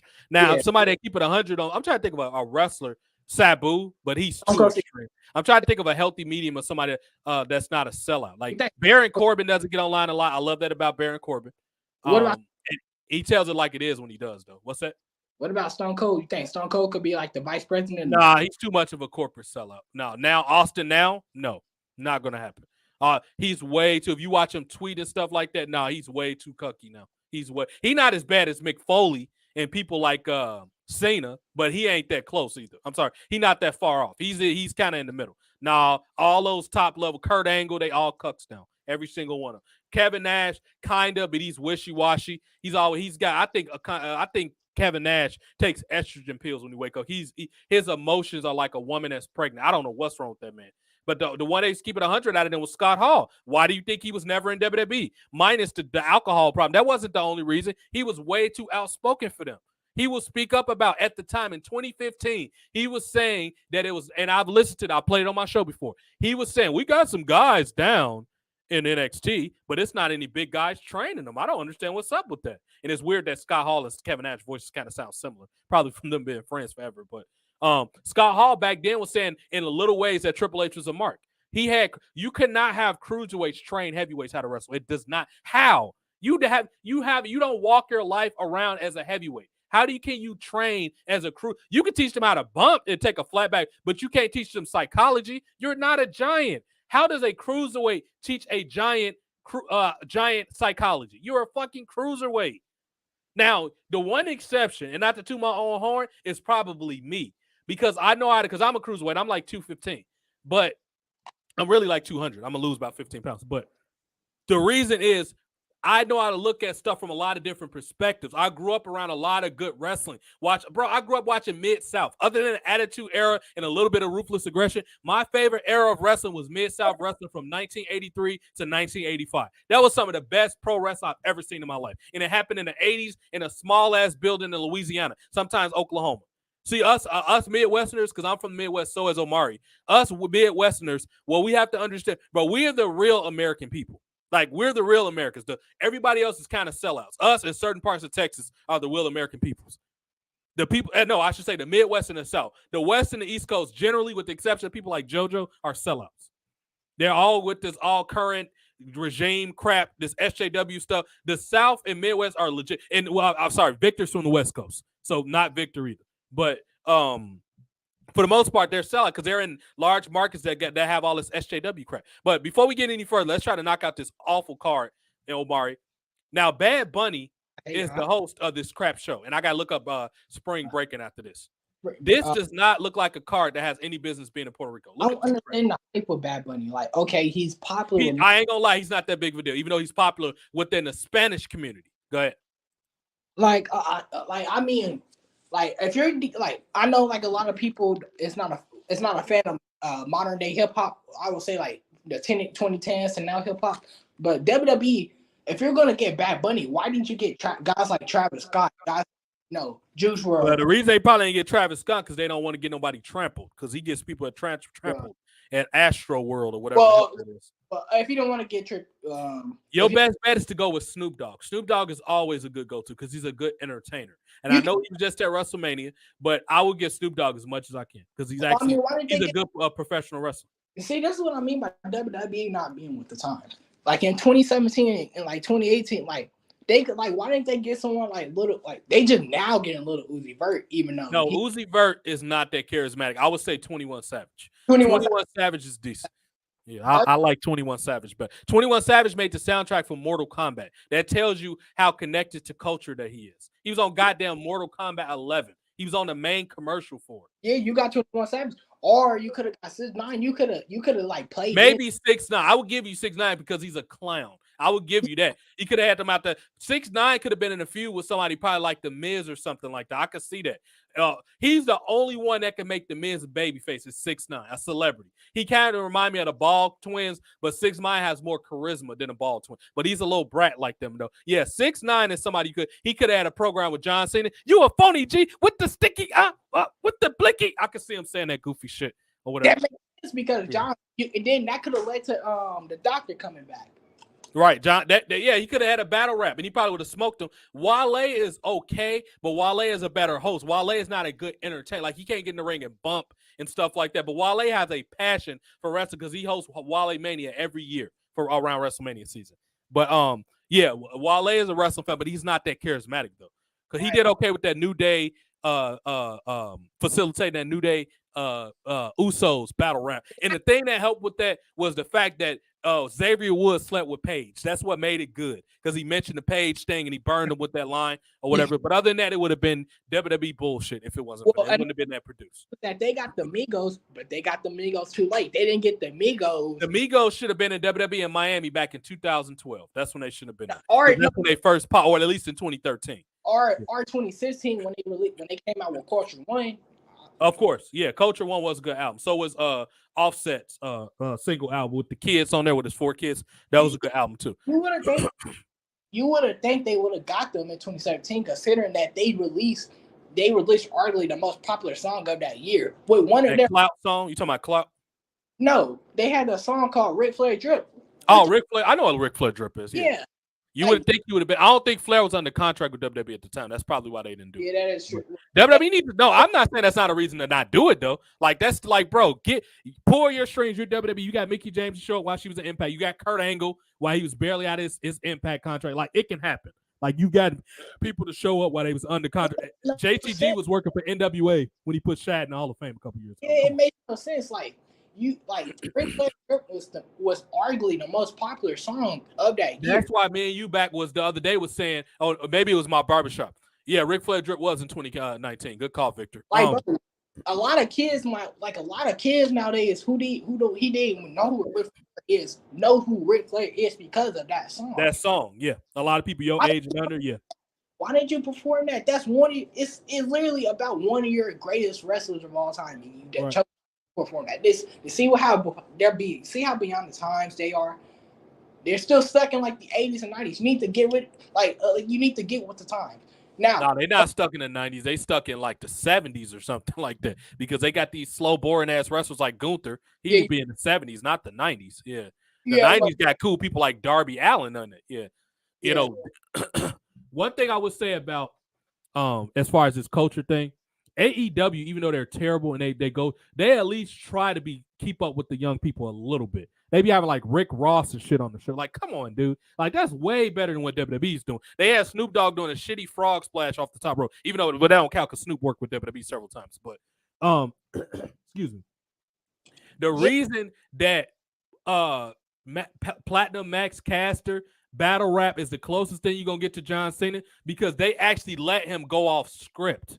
He actually says stuff that's not overly script. You can tell he writes his own rap battles because they're always relevant to whatever storyline he's doing. Yeah. Whereas now, if they tried that shit now, oh my God, they had R-Truth talking about with the Susan G. Coleman, we getting right. Like, come on, bro. They had him promoting this bullshit. Yeah, so it won't be R-Truth because R-Truth can cut ass if you let him. Carmella is quite talented. I think the thing with Corey Graves messed Carmella's credibility up because that was some home wrecking shit she did.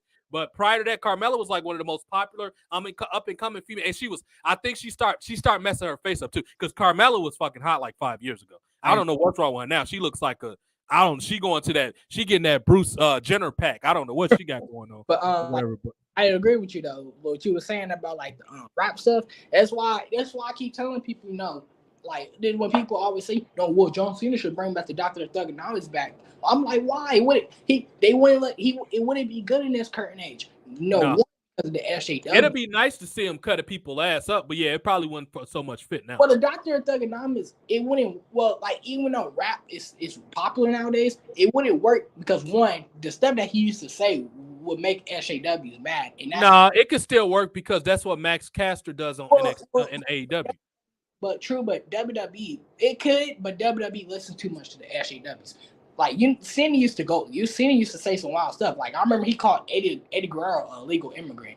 I remember. And then he used to tell people to choke on these nuts. Like come on now, that's not PG stuff. Yeah. You know how mad these SJWs will be if they. But that's the thing though. We have to stop caring about what they think. Like bro, they got 4 or 5 other shows to watch. WWE show should be for professionals. Most of the roster right now are. Let's look at this Backlash card, which we've been supposed to be getting this for. Another thing. Let's look at everybody on this card. The only people on this card that are marginally professional that deserve to be in WWE is MVP, Matt Riddle, and Solo Sikoa, and Paul Heyman. I forgot the Usos. All the Usos, MVP, and goddamn Matt Riddle. And Bianca Belair. Nobody else has business on. And Lashley. Fuck, I forgot Lashley. Yeah, most of these people are indie people on this card. Yeah. Why is Roman Reigns on the show? I'm tired. I'm tired. It's part-time. I'm not against Roman Reigns taking a break. I'm actually okay with that because you're still gonna see him on SmackDown. I understand that, but you got when you Stone Cold Steve Austin, Stone Cold Steve Austin wasn't part-time. That's what made Stone Cold Steve Austin good. No, this is an argument that a lot of people go back and forth on. I'm not one of those people that think the champion always have to be on TV because the champion is supposed to feel special. If you're going to have them, especially not in today's time, because they're going to get them injured having them in matches all the time. Yeah. Now, 10 years ago or something like that, okay, I get what you mean with them because that's when WWE was kind of that weird period where they had a couple older stars, but it was still shitty. I get them having a champion on TV back then because their roster was paper thin in the early 2010s. However, now you're the roster paper thin, but Roman Reigns is one of the few things that you got to protect because he's gonna get injured working with people like Cody Rhodes. Cody Rhodes not that bad. That's a bad example. Working with people like Sami Zayn, these fucking marks, he's gonna get hurt working with those assholes. So Roman Reigns, right now, your champion does not need to be on TV all the time. You can still have him there, but he don't need to be wrestling all the time. He could be doing, if WWE was to produce backstage segments and stuff like that, yeah, I'd be okay with the champion being on TV. But they're going to injure him the amount of time they have the wrestlers wrestle now because idiotic Triple H produced 35-minute matches every fucking week. That's what I'm talking about. It's like they having him, he should be there every week. I'm not saying that he needs to wrestle every week. He's been there every week for 3 years, though. He's been there a lot over the last 3 years. I understand that, but when Stone Cold Steve Austin, he wasn't part-time yet. Stone Cold Steve Austin didn't wrestle every week on Raw, but he had a segment that got you hype. I agree with that. I agree with that. Austin full-time is more Stone Cold Steve Austin in one segment in 1998 is more hype than 10 It's been people since then. It's just been scattered all throughout the place. They've had people in Impact that's had glimpses. LA Knight, for example. And I'm not even talking about when Impact was hot. I'm talking about Impact in the mid-2010s. LA Knight was hot. LAX was hot. Conan was hot. They had a fucking entertaining segment with Disco Inferno and Scarlett Bordeaux. Now, you want to do an intergender match, do it like that. because he was being a sexist pig. And when she finally got his hands on him and beat the shit out of him, I think the match ended in kind of like a schmoz, which is how it should have ended, because Scarlett cannot beat up Disco Inferno. Disco Inferno is like 55. He's in better shape than half the wrestlers now.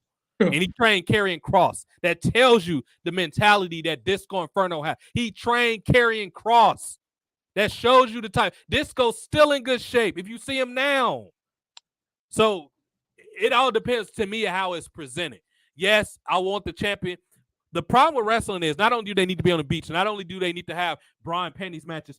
I miss the days of Vince Russo's writing where it was a ongoing storylines that overcrossed every once in a while. It needs to be a story. Wrestling needs to be developed like a popular TV series. For example, even though they got off to a slow start, a show like Snowfall, which I'm enjoying. I just started watching it the other day. I'm like 3-4 episodes into season 3. They started to get like, bro, we got to connect these stories together, because season 1 shit was all over the place. But wrestling is like a good TV drama, like Breaking Bad or any of these shows. The popular show, I didn't watch it, but Walking Dead, from what I understand, was popular. Any good TV show follows a structure. You have to have a beginning, middle, and an end. And the main people in that story, you need to see them multiple times throughout the night. Not overplay it. Maybe they're on the screen for a minute or two. In certain episodes, they have an extended scene of 5 or 10 minutes when it needs the scene for it. Like if it's a if it's a character development moment, yes, have them on screen longer. But other than that, have them on that 1, 2, 3 minutes after the show a couple of times. You develop other characters. Well, for example, Gunther is the current Intercontinental Champion, but nobody gives a flying fuck about him. Why? Because you haven't had any extended, other than he chops people in the ring, any explanation on why you should take him serious. Where did Gunther come from? How did he come up in Austria? Why was none of this filmed? And if it was filmed, why is he not talking about it right now on camera? The problem is why would when Bronson Reed's not that, he's just a fat piece of crap. He's I think he's in his late 20s, I think. He's quite young, because I think I looked it up. I don't think Bronson Reed's that young. I'm sorry, I don't think he's that old. However, he hasn't done anything to justify you caring about him. Why would you care about Bronson Reed? Which is why whenever he came out, whatever that city was, which was probably a conservative city, he got absolutely no reaction. Because if we look at it for what it really is, wrestling only really tours the West and the East Coast. What is the reason for that? Because that's what all the SJWs are. Do you notice they don't go to the Midwest much in the Deep South? Why? Because the conservatives live there, or people that got common sense, that aren't psychotic and crazy. Normal people live in those parts of the world. That's why WWE is strictly in the Northeast and certain parts of the West Coast. That's the only places they go now. Why they don't go to Vegas? They can't sell tickets nowhere. Surprisingly, AEW some type of way sold out that pay-per-view in Vegas. I don't know how, but they did. They was probably in a small-ass building, and they comped some of them tickets. But they got those nerds. And keep in mind, Vegas is not a cheap place. I've been there 3 times. It's not a cheap place. That is one of the most expensive weekends. Airfare was high. Hotels were high. The food is high. That's not – you spending $2-3 grand probably to enjoy yourself. You ain't going out there with no $500. That wasn't going to happen. To go ahead, what you was about to say. Oh, I was going to say that, like, the shows are like, I would rather like a Stone Cold Steve Austin segment from 1998 is more entertaining than the last 3 years worth of shows that we have gotten from right. That's how bad we have gotten. Stone Cold Steve like a lot of people, like the Bloodline. The Bloodline's the biggest thing in wrestling nowadays, but Roman Reigns, like let's put this in perspective. The mid-carders from the Attitude Era, the Godfather, arguably got bigger pops than the Bloodline gets now. I would have put the world title on Godfather. I've said this in previous episodes. Him and Val Venus would have been world champion in my division or in my company. Let's go down the card. Scotty Too Hotty with the worm is more over than every wrestler. He could be Intercontinental Champion in today's time. Bro, Scotty, like a legit Intercontinental Champion. The worm, Scotty Too Hotty with the worm is more over than any wrestler nowadays. Whether it be WWE, AEW, they're more over. Even the Bloodline. And if you don't believe me, go watch a Raw's War episode from 2000 and go watch a Too Cool segment. When they came out. I agree with you. Now let's add some of these let's put some of these current people in the start. Now a goofball character right now that's kind of is R-Truth, so I'm gonna skip over him. He's kind of like a Scotty Too Hotty. Sami Zayn, who plays what they try to consider a layered, well-acted character. This dude's a goofball and will get beat up by people outside. It's high schoolers that will beat up Sami Zayn. Like, dude, would you get your weird ass over there? You capping? Capping is a young person term. So they would like, bro, you cap. They will smack the shit out of Sami Zayn. That's why you can't put a belt on him, because he's a goofball improv person that you can't. No casual person cares about Sami Zayn. Why should he beat Roman? Why should he be in a ring with Roman Reigns, let alone beat him? Cody Rhodes, a goofball with a neck tattoo that's siphoning off his father's career and everybody else he can get around. Why would you take him serious? Let's go down the rest of this card. Seth Rollins. Don't get me started with this motherfucker. He's a bigger man eventer than the other two. Why should you take? Yeah, he's in good shape. He looks like a nerd that will get beat up by 200-pound neck beards over shirts that sold out at Pro Wrestling Tees. They will kick his ass. Why would you take him serious? I will beat up Seth. Seth Rollins wouldn't dare walk up me. I will kick his ass. He wouldn't walk up on me, and he's taller than me. He still won't walk up on me. Like, I'm a public safety dog. You think I'm scared of people? I deal with people all the time for my job. Like, Seth Rollins wouldn't fuck with me. Now, Omos is fine. Oh, my God. Seth Rollins is going against Omos. I just noticed that. Omos is probably going to lose. Now, Theory Lashley. Bro, why couldn't this just be Theory and Lashley in a rematch? Why is this fat piece of shit Bronson Reed up in here? Now, this is getting me hot. Get this motherfucker out of this match. We were talking about him earlier. Now, let's get down to the women. Now, Omari, unmute yourself because I want you to come back in this. Bianca Belair, Io Shirai. You don't have any hot women on this card. Bianca is okay. Like, she's not considered hot. She's pretty. But when you go to Puerto Rico, shouldn't it be hot girls on this card? You got ugly-ass Damage Control on this Puerto Rican card. By default, the prettiest woman on this show, and I should say the hottest, is Zelina Vega. Because Bianca is she's a different type of star. She's a bodybuilder. So people know, she's hot. You know, it's not like that. Was it? Since they got, that Becky G chick that sung the national, I think she sung the national anthem at WrestleMania 39. No, I didn't watch it, so I don't know who that is. I'm gonna send you. I can look her up real quick. I got my Google up. Go ahead. All right, look up a lady, singer named Becky. She's Mexican and she kind of hot. I want to. She looks cool. I see her. Yeah, she all right. Yeah, she was at WrestleMania 39. I think she was like the host or probably no, she wasn't a host. She's probably the person that sung the national anthem. Yeah. Yeah, the host was Snoop Dogg. But yeah. Why did they bring her back? It makes sense. It's Puerto Rico and she's kind of hot. Right. Even though she's probably Mexican, but I get what you're saying.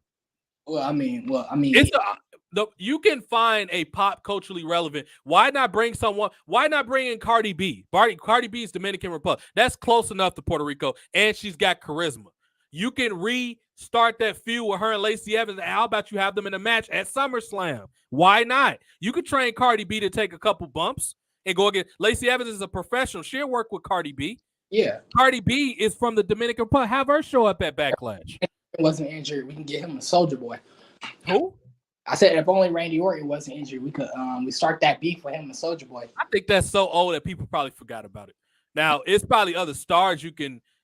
Conor McGregor needs to be heavily involved in the WWE Endeavor era. He needs to be heavily because he's barely fighting. He should be heavily involved. He can have a feud with Rey Mysterio. You want to get heat on Dominic Mysterio? Put Conor McGregor with Dominic Mysterio. Have Dominic have him coming out antagonist like, you see, your kid doesn't even like you, eh? He's with me. What I'd rather them use Conor McGregor for, I'd rather WWE makes their product better. And you know how in like 97 when they were making the product better, they was about to go on their hottest run ever.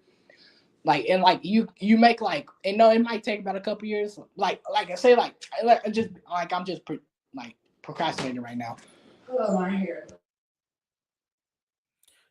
Somebody came in was talking to him, but the reason I said Conor McGregor for the cruiserweights, I'm sorry, for Rey Mysterio, because Conor McGregor is too small to put in there with like a Lashley or a Roman Reigns, or he's too little. They're not gonna take him. I know he's a tough guy, but he's a featherweight. He's tough for small dudes. He'll beat up a fat neckbeard that don't know how to fight, yeah, but he's not beating up a Lashley or Roman Reigns who actually know how to fight and mix it up. No, he's not gonna.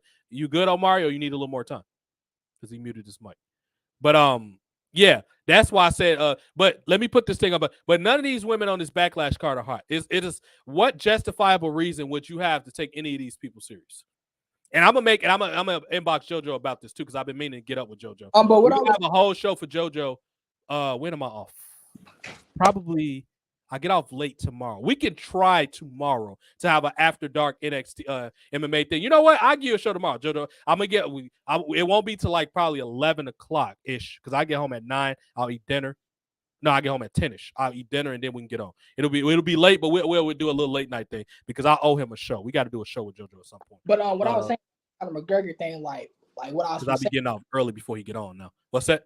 But like what I was saying, so like if you get like a Braun Breaker like hot, right? I'm not saying like get like Stone Cold level hot, but like you get him hot, right? And the product becomes better. What I like to see is you kind of like do a Mike Tyson effect with Conor McGregor, because Conor McGregor is still a huge draw. You can do that, but it has to be with cruiserweights or smaller guys. Yeah. Brian Breaker is too much bigger than Conor McGregor. Now, Yeah. Conor McGregor probably can beat him up because Brian Breaker is only an amateur wrestler, I think. I don't know if he had any success, but you don't want to get him stuck in a situation where, okay, he did it with Brian, now he can do it with Lashley. It doesn't look believable with guys like Brock Lesnar. It's not going to look right. Yeah. He's too small. He's way too small. That's why I said the draw is like an Enzo, a Rey Mysterio, people that can talk that's cruiserweights. Miz is small enough. He's not, because Miz is not a fighter, so you could take McGregor serious against Miz because Miz don't know how to fight. Miz, people like that can talk. Miz, Mysterio, Yeah. Enzo Amore, people like that. You know, maybe LA Knight, because LA Knight's not a fighter, so you could put LA Knight out there. Not Karrion Kross, because Karrion Kross can fight. He can fight. I think Karrion can be taken serious against anybody other than Brock and Bobby Lashley. Not Lashley either. Not Lashley. I think Conor McGregor will beat up Roman Reigns in the fight. Yeah, Roman Reigns. He might. Yeah, you might be right about that. Yeah, Roman Reigns is big and strong, but Roman Reigns, if Roman Reigns is not beating Conor McGregor in anything. Right. No, not in a fist fight. Nah, he wouldn't beat him in a fist fight. The only ones that would beat Conor McGregor in a fight in wrestling is Brock and Lashley. Yeah, because they've done it before. I agree. But like the roster is so boring. Like these and the marks on wrestling, they don't understand what getting pops is. Like they don't understand. Like I said, if you go back to watching Raw back in the day, like I said, go watch Too Cool and Too Cool used to come out. They was getting Rock and Austin type pops. Sure. The worms. Because the problem, Omari, is their definition of a pop is them and their friends only talking about it online. That's what they think a pop is. Only them and their nerdy ass friends talking about wrestling. That's it. That's what they consider a pop. I was just watching a segment with Crime Time. You know how they used to come out and used to do that. I like to make that money. Yeah. Mm-hmm. That money. Yeah, I remember. Yo, they had the crowd in the palm of their hands, like the crowd saying, "Yeah." We like to make that money, and the crowd say, "Yeah," and that. Crowd. That's more. That's more than any wrestler, including the Bloodline and wrestling today. That's sad. Crime Time was a tag team. They weren't even like the top of the show. Well, I guess you kind of could say they were, but like the top of the show during that time, the Cenas and the Batistas, the Ortons, the Takers. They wasn't the top of the show, and they're getting louder reactions than the top wrestlers today. That's sad. You know how that's it's not when you consider what once again this goes back to the people that run the show. And Vince McMahon is allowing his doofus son-in-law, as CM Punk will say, to ruin his show. That's what the primary problem with this is. We need to get rid of the regime. It's not going to happen any other way. I don't understand why people still think that it's going to happen from I don't understand why people think it's going to happen from with the current regime. It's not going to. I'm sorry, somebody was texting me for maybe this is the reason why the Rock was great. Maybe this might be the reason why the Rock hasn't made an appearance in like 3 years.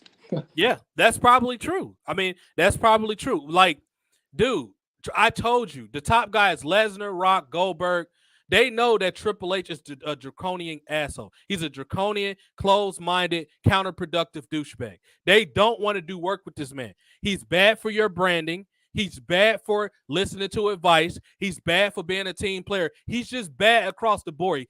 Dana White's a dick, but he's not as bad as Triple H. Dana White is just a petty asshole that cuts people that disagree with him, even if they're draws. But Dana White is kind of like a best friend man. Like they just like making money. Sure, but Triple H, yeah, he's like they're not gonna look at this card. Let's do something real quick. Let's rebook this Backlash card with Puerto Rico in mind, with Bad Bunny being the guest host. This is what I do. So in the place of the Bianca Belair match, I like Bianca. I'm okay with being on the card. Why not have her go against somebody hot? This would have been a good night to debut somebody new that kind of got like a Puerto Rican-ish body or vibe. Why not have her go against somebody like Gigi Dolan? Even though Gigi Dolan from the South, she's American. I'm trying to think of somebody that's kind of got that Spanish feel to him.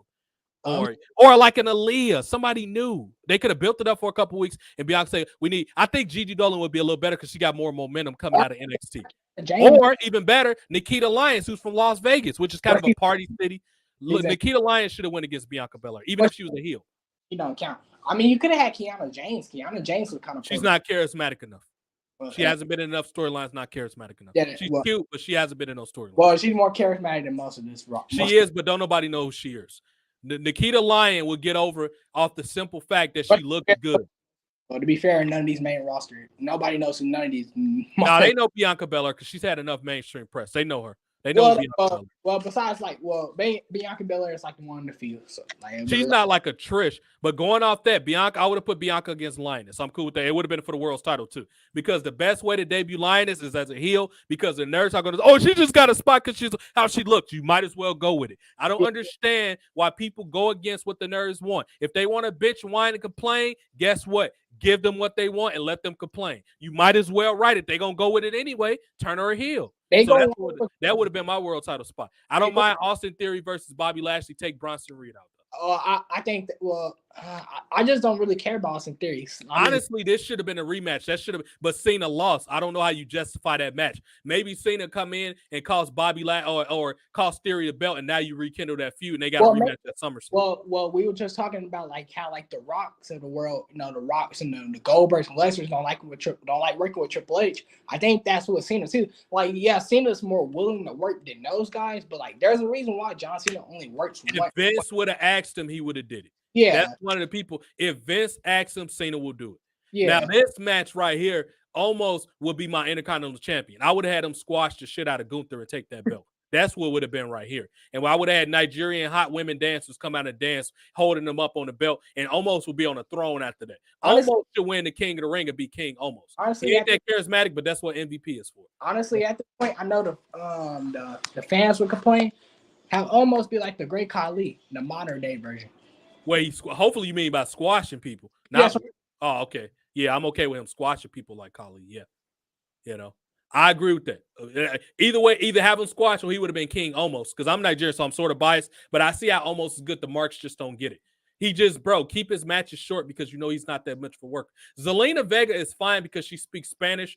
This should have been Los Lotharios beating Kevin Owens for the tag team titles, because Zelina Vega, not Los Lotharios, Legado del Fantasma. She's the manager, and then I would have had, matter of fact, it should have been a three-way match. It should have been Kevin Owens now against Los Lotharios versus Legado del Fantasma. And tonight, I would have had Los Lotharios win, and guess who their manager would have been? Elektra Lopez. And after the match, you could have had her and Zelina Vega get into a squabble, and now this continues the feud. Sami Zayn and them can do whatever, go to NXT or just fight each other. I just won't watch it. It won't matter. But they don't have no business having them titles in Puerto Rico. I would have had a Spanish team win those titles, and you got two hungry guys like Los Lotharios, who's Angel Garza and Carrillo. They're young. You can do a lot with them. They're not marks like Sami Zayn, Kevin Owens, injury prone. And then you can have the hot women as the managers with Zelina Vega, and Elektra Lopez can be introduced. That's the best way to handle something like that. Speaking of Angel Garza, I'm surprised they haven't done a lot with him. I mean, if they really want, if to be honest, you can kind of make him into a modern day version of Mamacita. Eddie Guerrero. Yeah, Mamacita, Eddie Guerrero. He's pretty much doing the same thing. Right. Going around with the rose. I mean, he's doing the same thing that Eddie was doing in 2000 with China. Go in on it. This one went a little longer than I wanted, but it's still a good discussion, so it's fine. We might go another 10, 15 minutes and can wrap it up. Well, but I agree with you with the Angel Garza thing, because I usually try to keep these at $1.90 at the most, an hour and a half. But 2 hours max. But yeah, I agree with you. It's a lot they could have did with that there. Another good idea. Victor said good idea on all these. Another good idea. Yeah, that's what they should have did, because you have a heavy Victor's Spanish, by the way. You have a heavy Spanish influence in fucking Puerto Rico. Why do you got all these Anglo-Saxons? I know the United States controls Puerto Rico. However, that didn't stop them from putting a fucking John Cena in the main event in Mexico. Rey Mysterio is the world's champion. I don't know what type of drugs these people do. When Rey Mysterio was being heavily pushed, but they put John Cena in the main event in Mexico over Rey Mysterio, actual Mexican. Triple H beat Jinder Mahal in India. That tells you how these foolish people that run this company think. Y'all don't realize in the times you live in, and these SJWs don't get it. They always call Vince racist, but Vince had world champions that were black. How many world champions have Tony Khan had? Neither. So what are y'all talking about? Triple H booked this Anglo-Saxon as it is one Latino on this card and a Latina, and that's Zelina Vega. One. Let me make sure I ain't overlooked somebody. Let me see. Kobe Lopez and Seth Rollins' names, but he's Armenian. That don't count. It is one Spanish person on a Spanish card. Rey Mysterio is probably gonna make a cameo. It is one goddamn Spanish person. Is Judgment Day here? Because Damian Priest is Puerto Rican. That's right. I forgot, but he sucks, so it don't matter. Nah, I don't see him. Yeah, Damian Priest sucks, so it wouldn't really matter anyway. I wouldn't care. Bro, it is one Spanish-speaking person in a country that speaks. Yes, I know they speak English, but they're culturally Spanish. Puerto Rico needs to have a lot more Spanish-speaking people. Rey Mysterio. Why is Rey Mysterio and Dominic not on this card? This is called Backlash. Backlash is usually finish up storylines for WrestleMania. How dumb are you people? Just because y'all took WrestleMania and Backlash off the event, why is it all? I know Triple H booked this card. The only say so Vince had on this was he was like, put almost on the card. I guarantee you that was, and Bobby Lashley. That was it. This card was booked by Triple H. This has his nose snot dripped all over it. This stupid motherfucker booked this card. This is a dog shit card. Yo, man, I miss when Backlash was actually good. Yep, back in like up until like 2007 or something like that. Yeah, it was pretty good. I was maybe I like 05, realistically speaking. Victor, can't you see the Triple H's nose drip all over this card? His nose sweat. Can't you see it everywhere, Victor? 2007 actually a good Backlash. I gotta disagree. I'll say I don't remember what was on it. I'm just thinking like the time period. I think they had a bunch of rematches with like Edge and with like Undertaker or something. I don't remember. Matter of fact, let's just pull it up. I don't remember it being overly. I was just thinking like the general time frame that it was probably good around that time.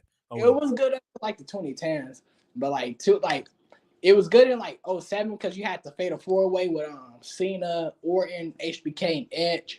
I will say this about this pay-per-view. That is a great graphic. That's the Shining with Edge. That looks good. Yeah, it was good. You had Mickie James versus Melina. Yep. The fact that you remember this, it's crazy. I forget some stuff, but you remember a little bit of everything. I remember like the real important stuff, but Melina's better than anything wrestling nowadays. She's still, bro. She's like 40 and she's hotter than most of the women. Like as far as her body, Melina's body is banging, dude. That is a hot 40-some-year-old woman, dude. Her and Mickie James. And that's another thing I miss about wrestling. Their graphics for pay-per-views are awful now. It's usually, and they be having Hell in a Cell with somebody smiling, but not in a cynical smile. It's like, hey, yeah, y'all watch the card. Like, it don't match the theme of the show. But this, Edge looks great. Oh, because Edge was like a backstabbing, maniacal heel. That's another thing we don't talk about, how WWE is going backwards. With not only do they not put stuff outside, not only do they not have bra and panties matches, their art department in Shop Zone is lazy as hell. None of their graphic shit looks cool, dude. My favorite, that is a cool ass poster with Edge right there. My favorite pay-per-view posters of all time is two. It's the WrestleMania 17 one with Rock and Austin on. Well, it's three. The one with Rock and Austin cover, WrestleMania 17. Rock and Hogan at 18, and then the Judgment Day on Fogwood with Cena when he had before he I can't describe it good, but you know the one where he with the chain. I know what you're talking about. Yeah, I know. I think that was the one he worked JBL probably. I know what you're talking about. Yeah, it was the one where he had the blood match with JBL. Yeah, when he hit him when he's about to hit him with the truck thing, exhaust or whatever. Yeah, I remember that paper. Yeah, that poster. It was that one. It was a lot. The Ruthless Aggression had some of the better posters. Attitude Era, they were like cool because Rock and Austin, but a lot of them looked generic because I don't think they had the technology at the time. They looked kind of generic. They had a few here and there that looked cool, but they looked dated and generic. The Attitude in the era of the computer, Ruthless Aggression had more resources. And another thing I miss about the Ruthless Aggression, I think they had better than Attitude, was they sets were fucking cool. Backlash, Judgment Day, Armageddon. I'm sure other stuff. When they had the Raw Roulette episode, Cyber Sunday looked cool. These pay-per-views look awful now. That's the only reason I play showcase modes is get the arenas. Other than that shit is a headache chore. I hate playing it. Speaking of aggression era, you would think now that social media is big nowadays, you would think that they will bring back Taboo Tuesday and Cyber Sunday. Right. Sure. Yeah, you would think. And have the fans vote from their smartphones. Yeah, why not? Why isn't Cyber Sunday a paper? Why haven't they brought it back? It's literally it works better in this era than it did in the 2000s. Yeah, you're right. This actually was a damn good card. Carlito, Morrison, yep. The Hardys. Yeah, this was a damn good card. You're right about that. Yeah. Carlito is one of the most underrated mid-carders of all time. Oh, yeah. Speaking of which, Carlito need to make a cameo at the pay. He's from fucking Puerto Rico. Yeah. I know people don't like him because he's a they consider him a Razor Ramon ripoff, but bro, he was not a Razor Ramon ripoff. He was more like close to Eddie Guerrero than Razor Ramon. Like the only difference is they was in a tropical looking pace. Razor Ramon didn't spit apples on people. Razor Ramon didn't wear tropical clothes. Well, he did, but Razor Ramon was a much darker character than Carlito. Carlito was kind of a cowardly heel. Razor Ramon was a serious heel. He was more like a gang, like the Caribbean gang members, like the mob. Sure. That was more like a Scott. Like Carlito was more like a cowardly punk thug type character. He did edgy shit. Don't get me wrong. And that Carlito Cabana was one of the few shows that them talk shows that was actually important shit happened on. The Cutting Edge never really had nothing important. Christian show didn't have nothing important. Kevin Owens talk show didn't have nothing important. Carlitos Cabana, I remember he tranquilized Big Show. He spit an apple on somebody. I think somebody career ended. Important shit happened on Carlitos Cabana. Those other shows was just, oh, this is a big name person with a show. It didn't mean anything. I remember when he stabbed Cena. I remember when he had Jesus, when he had to do like the problem was that dude with that goofy outfit was never gonna be taken serious with that lime green. Like nobody's gonna take that motherfucker serious with that outfit. He had the high waist, he had the stereotypical Miami Vice corny thug 70 look. Like, no, nobody was gonna take that serious in 2005. That shit would have worked in like the 80s, but in 2005, you can't have to do with those high-waisted goofball GTA villain pants on. No, nobody was gonna take that shit serious. They had Tommy Versace. Right. But that he was too soft looking, like that dude. But that storyline was meant for New Jack to come in, but he had to try out, and Vince couldn't control him, and New Jack went home after that. MVP tells the story because MVP was there. He was auditioning for WWE at the time. MVP was there. When that story, John Cena was supposed to be the one that stabbed New Jack was going to get stabbed by John Cena. That's what that angle was for. But Cena was probably, no, we can't trust this guy, Vince. No, that man, this guy probably gonna stab me. He gonna BDD. Like, oh yeah, Cena probably talked about it. But even though that would have been a decent program because Cena was a good brawler at the time. But Cena was probably most controllable back then, so I get it. But we need to do more stuff outside. When y'all get a chance, go watch that. It was in 1998. I had it up for you. Matter of fact, it's right here. I got it. It was called WCW Spring Breakout. It was in 1998. I'll be able to get you the exact episode right now. Give me 2 seconds. Yeah. It was on March 16th, 1998. It was another thing about so go back and watch that. Yeah. And you have the Undertaker with the biker gimmick. Why don't you do something with him, like with him and a bunch of bikers on bikes? Currently? Yeah. Well, I mean, he's too damn old now, but yeah. Well, there's a lot of older bikers. But maybe if they do like a cinematic match, yeah. But even like in the Attitude Era, I'm surprised they didn't do like one of these in the Attitude. You would have thought because they were at their peak popularity, especially with the young. Oh, I know what you mean. Well, with the biker thing back when Undertaker was a biker, that Sturgis thing didn't work out that good. That's probably why they didn't do it. When they did it in WCW, it didn't work out that good. Well, I mean, but I understand though, but like, imagine if WWE did like a spring break episode during the Attitude Era, right? It would have been cool. It definitely would have been cool. Yeah. I'm surprised they didn't because they probably didn't want to be accused of ripping off WCW. That's the only logical thing I could think of why they didn't do it. They were accused regardless. I mean, people were accusing them of ripping off the NWO with DS. So, I mean, just go with it. I mean, and then plus, the way I see it, I don't mind you copying unless you do it better. That's how I see it. Now let's fast forward to what we were talking about. Now this is tomorrow. And we might cover this because I actually like NXT. And just to get JoJo a chance to get on show. It'll be late as hell because I get off at 9:30. I think 9:30 tomorrow. 9:15 or 9:30. Because I was off yesterday and today. Let's look at this NXT Spring Breaking card. This is tomorrow night. How many of these matches look like they're supposed to be on a spring break? Now, don't get me wrong. Carmelo Hayes. Oh, I ain't got it up on the thing. Let me take this down. Hold on. That's no wonder y'all can't see it. Carmelo Hayes is the only one sort of, and Brian Breaker with the tie-dye looking stuff. But he's a heel now, so I don't know what he'll kind of do, really, that's spring breakish, because he don't got the high-color babyface gimmick. Oh, I know what you do. I knew. What's that? I want to be like how like in spring, like how be like the college jock, like the jock that come mess with the girl, ruin to beat up the nerd, to take the girl. Yeah, you could do something like that.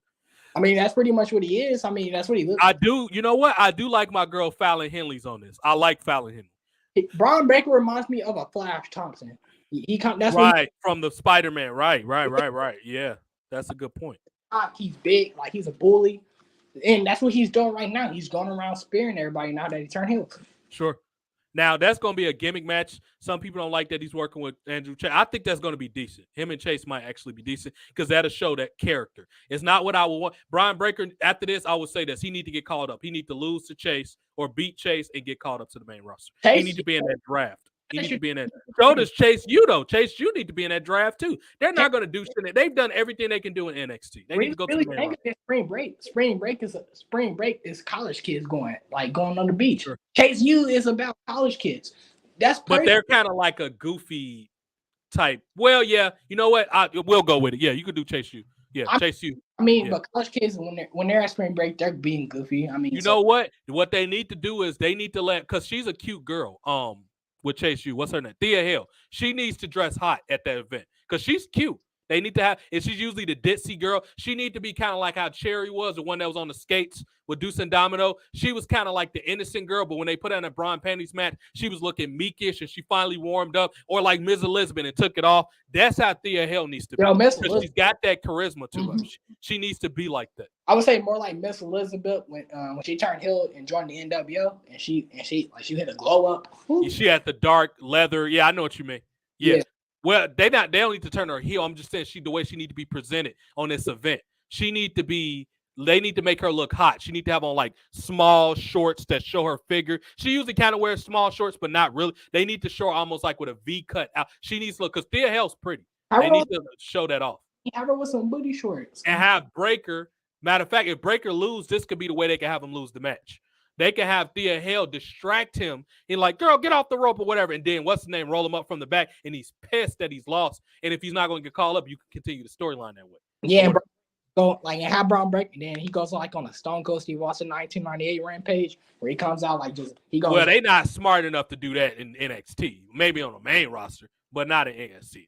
I like the idea, but they're not smart. Triple H and Shawn Michaels is not smart enough to do that. That's not going to happen. They can't. Do you think? What about like a Brock Lesnar 2015? It's not going to happen. They don't like booking dominant people because to them they think it's going to hurt the people feeling that's being dominated. That's how these idiots think. You notice everybody's booked 50-50. That's why they think that way. Because Triple H is going to be mad that nobody going to take the Papa H picture with him on Instagram and Twitter. That's what he's going to be mad about. Triple H is a favoritism person. If you kiss his ass, it don't matter how talentless you are, you're going to be on TV. Why do you think Bronson Reed and Dakota Kai is on TV?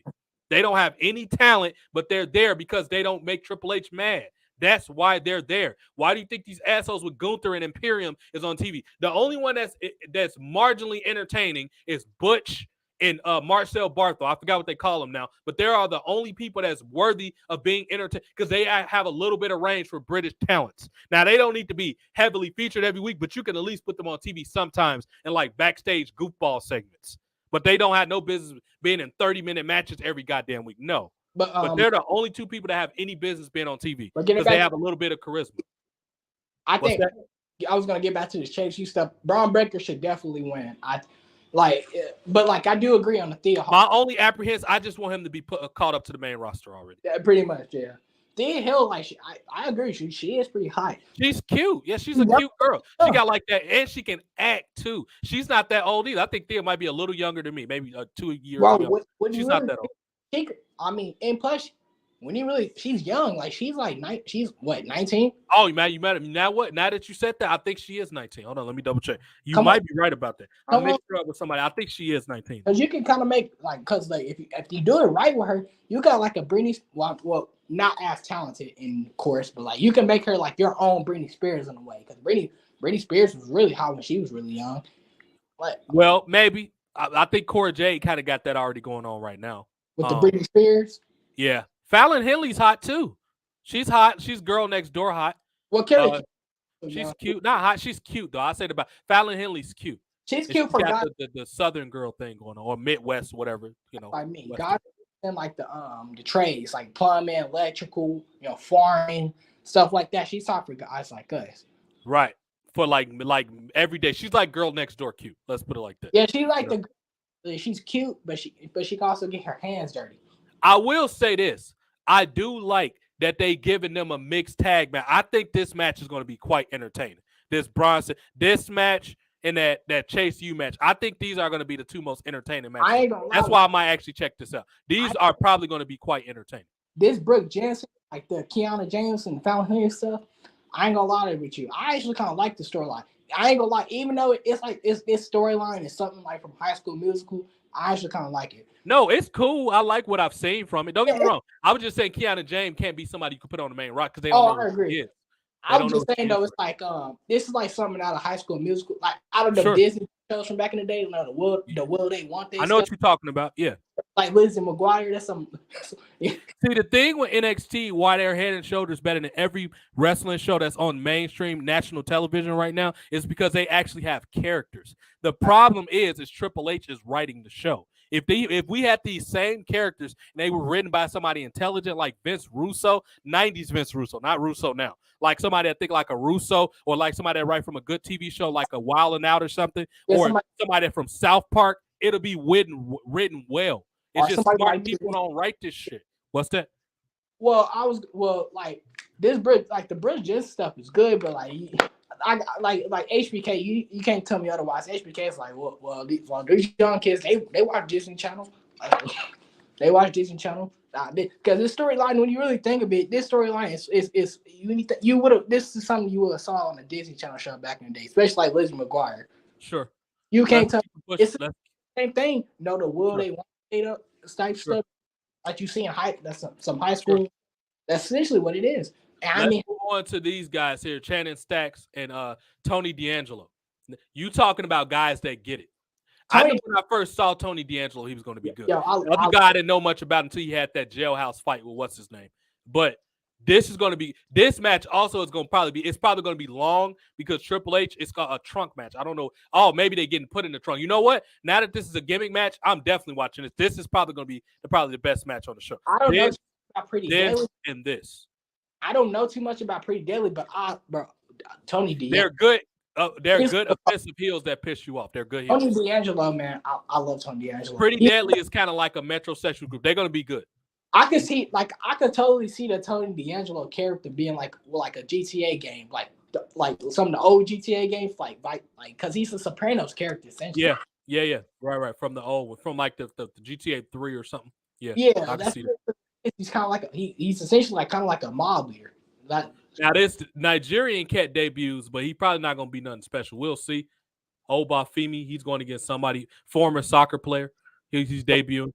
But Pretty Dead, this is going to be we're covering this tomorrow. I've already made up my mind. Even though I get off late tomorrow, we're still going to cover this. People just have to watch the replay. I'm definitely watching this. Well, I won't be able to watch it live because I'll be at work. We'll probably watch this live and cover. I don't know about this match. I mean, I really don't know this longer about Kyria chick. I know Corey J, of course. The only thing ain't nothing special. Short hair chick would work great. Now she's cute, but that's about it. Yeah, nothing special. Well, I'm telling you, I think somebody from WWE might be booking something, maybe Road Dogg a little bit. Triple H probably like, you know what, I'm gonna give you a try, whatever. Vince was like, you know what, damn it, give somebody else another chance. And that forced Triple H because this got a mixture of pretty good matches and a lot of character stuff on there. Indy Hartwell and Tiffany Stratton in any match I'm watching because both of them are cute. Roxanne Perez is not bad when she's not the focus of the show. She's not good enough to be the focus, so I'm gonna check that out. Carmelo Hayes, Grayson Waller. That's going to be a good cruiserweight, even though that's for the world title. That's going to be a good lightweight match. So this is actually probably NXT best pay-per-view in a while. So I don't know if TWRP know about this, but that's pretty cool. I would want Grayson Waller to win, but I want Grayson Waller. He needs to go to Raw. And pair him up with Austin. Sure. If you want to save Austin Theory's career, pairing Grayson Waller up with Austin Theory will revive. I don't think Austin Theory is doing bad. He's doing fine right now. I don't think he's doing bad. Well, I mean, but Triple H got him too serious. Like Triple H, like he's too serious. Maybe. That might be true. That might be true. Waller with him, then he could become like he won't be as serious because Grayson Waller is not a serious guy. Like yeah, he gets serious in the ring, but pretty much Grayson Waller. What I love about Grayson Waller, he needs to be like the Australian Miz. That's what he needs to be like. Well, what I love about Waller's character is that, like, especially during his feud with Brian, is that like he'll find a way to like mess with you. What I love, and WWE needs to do more of this. You know how? And I'm pretty sure he learned that from the Miz. You know, like how during the feud with him and Brian a couple months ago, and yes, when he had the restraining order and all that. Yeah, I remember. Yeah, he went to the gym and he started a fight with Brian. Why don't they do more of that? That's what I'm saying. A lot of these kids learn that stuff from Miz. Miz was doing that when it wasn't popular to do it, and when Benoit when them was there. because nobody was gonna take Miz serious until he started doing that stuff with Morrison with the dirt sheet and all that. Miz, you could tell a lot of people study Miz, even MJF. He don't want to admit it, but he learned from the Miz. Yeah. I agree with you as far as producing more stuff outside the ring. That's what the whole basis of the show is about. WWE has too much shit inside the arena when wrestling can never be taken seriously, with MMA being mainstream now. And I'm not just talking about UFC. PFL and Bellator is mainstream too. And bare knuckle fighting. Nobody's going to take this shit. And I would say Trilla is probably right under UFC, the celebrity fighting, because you get a lot of people to watch that because it's easy to watch. It's celebrities fighting. What's so hard about that? You know what I mean? So that's the problem that they booked the shit too serious. Another thing I like about Grayson Waller and something WWE needs to do more. Another thing I like about Grayson Waller's character, with the little how when he'll be interviewing wrestlers, he interviewed Corey Jade and Ross Sam couple months ago, and he started a fight between them, and then he got them in a fight, and he was and he had the video recording it, and the crowd was chanting Jerry. That was awesome. He's a good instigator and antagonizer. I agree with you. He's very good at both of those. He's like the cool kids at school, that they be chanting. You know how when a fight will happen at school and everybody, then you get the guys that instigator. Yeah, he's an instigator. Yeah, essentially, that needs to be his gimmick. I mean, it is. He just need to be on the main roster, and they don't need to touch him. That's what the problem is. And that's why I think HBK, because when you think of it, when DS first formed, that's what they were doing. They were instigating fights between them. See, the thing is, Triple H and Shawn Michaels know what's good. They're just lazy and scared to book it. Yeah. Triple H, don't get me wrong, everything I said about Triple H, I mean, he's a selfish douchebag. However, Shawn Michaels is not dumb. Because Shawn Michaels used to be Toxic Attraction and Grayson Waller. That little instigator, snarky, that was him when he was the pillhead kid back in the 90s, when he was getting to fights and getting sent home and all that crap. That was Shawn Michaels. Triple H is just the cool, the nerd, the rich dude that hung out with the nerd, the jocks. That's all Triple H is. Yeah, he's because a bad carrier. Yeah, because when DS in 97, DS that's literally what they did. They literally will start fights, with the Nation and the Hart Foundation. Right.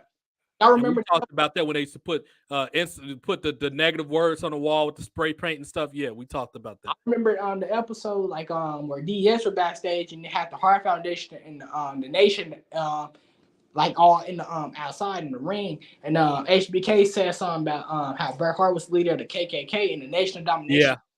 Our foundation. That's literally what Grayson Waller does. When you really think of it.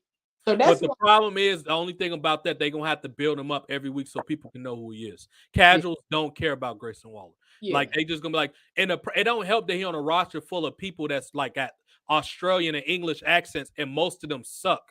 So people gonna be oh, this dude got that Australian accent, and they not gonna give him a chance because they don't have a base. Gunther and all those people been on the roster too long, and they're boring as hell. And they see Grayson Waller, they're gonna be oh yeah, this dude's another one of those British people. He fucking sucks. So they're gonna have to build him up. They're gonna have to encourage him to use Instagram and Twitter and all that. And not only that, he has to be infused with people. That's who John Cena next feud need to be against, Grayson Waller. And guess what? Cena need to put him over. Cena need to come back where maybe Cena can beat him on TV once. He could be a surprise and go to NXT, and then they can build up a feud. And he challenged to a rematch at Summerslam and say, Cena, guess what? If you lose, you got to leave TV. That's how you get Grayson Waller over. Have John Cena leave TV. Have him have a loser leave town match at SummerSlam. It will be better. And I think because unlike Theory, Waller will actually hold his own against Cena on the mic. Theory's not that bad on the mic, but but Theory. I'm sorry, Waller is better. Yeah, I agree with that. But Theory's not that bad on the mic. He's actually decent. Bad on the mic, but Waller, if you're talking about Waller, especially for a guy with a British, with an Australian accent too. Yeah, you're right. Theory's not. I'm not saying Theory's bad on the mic, but Waller, I don't think Cena will bury Waller. I agree with you. He's just as good. I think Cena mainly like Theory because it's physique and he's a good worker in the ring. But Theory's not bad on the mic, but I agree.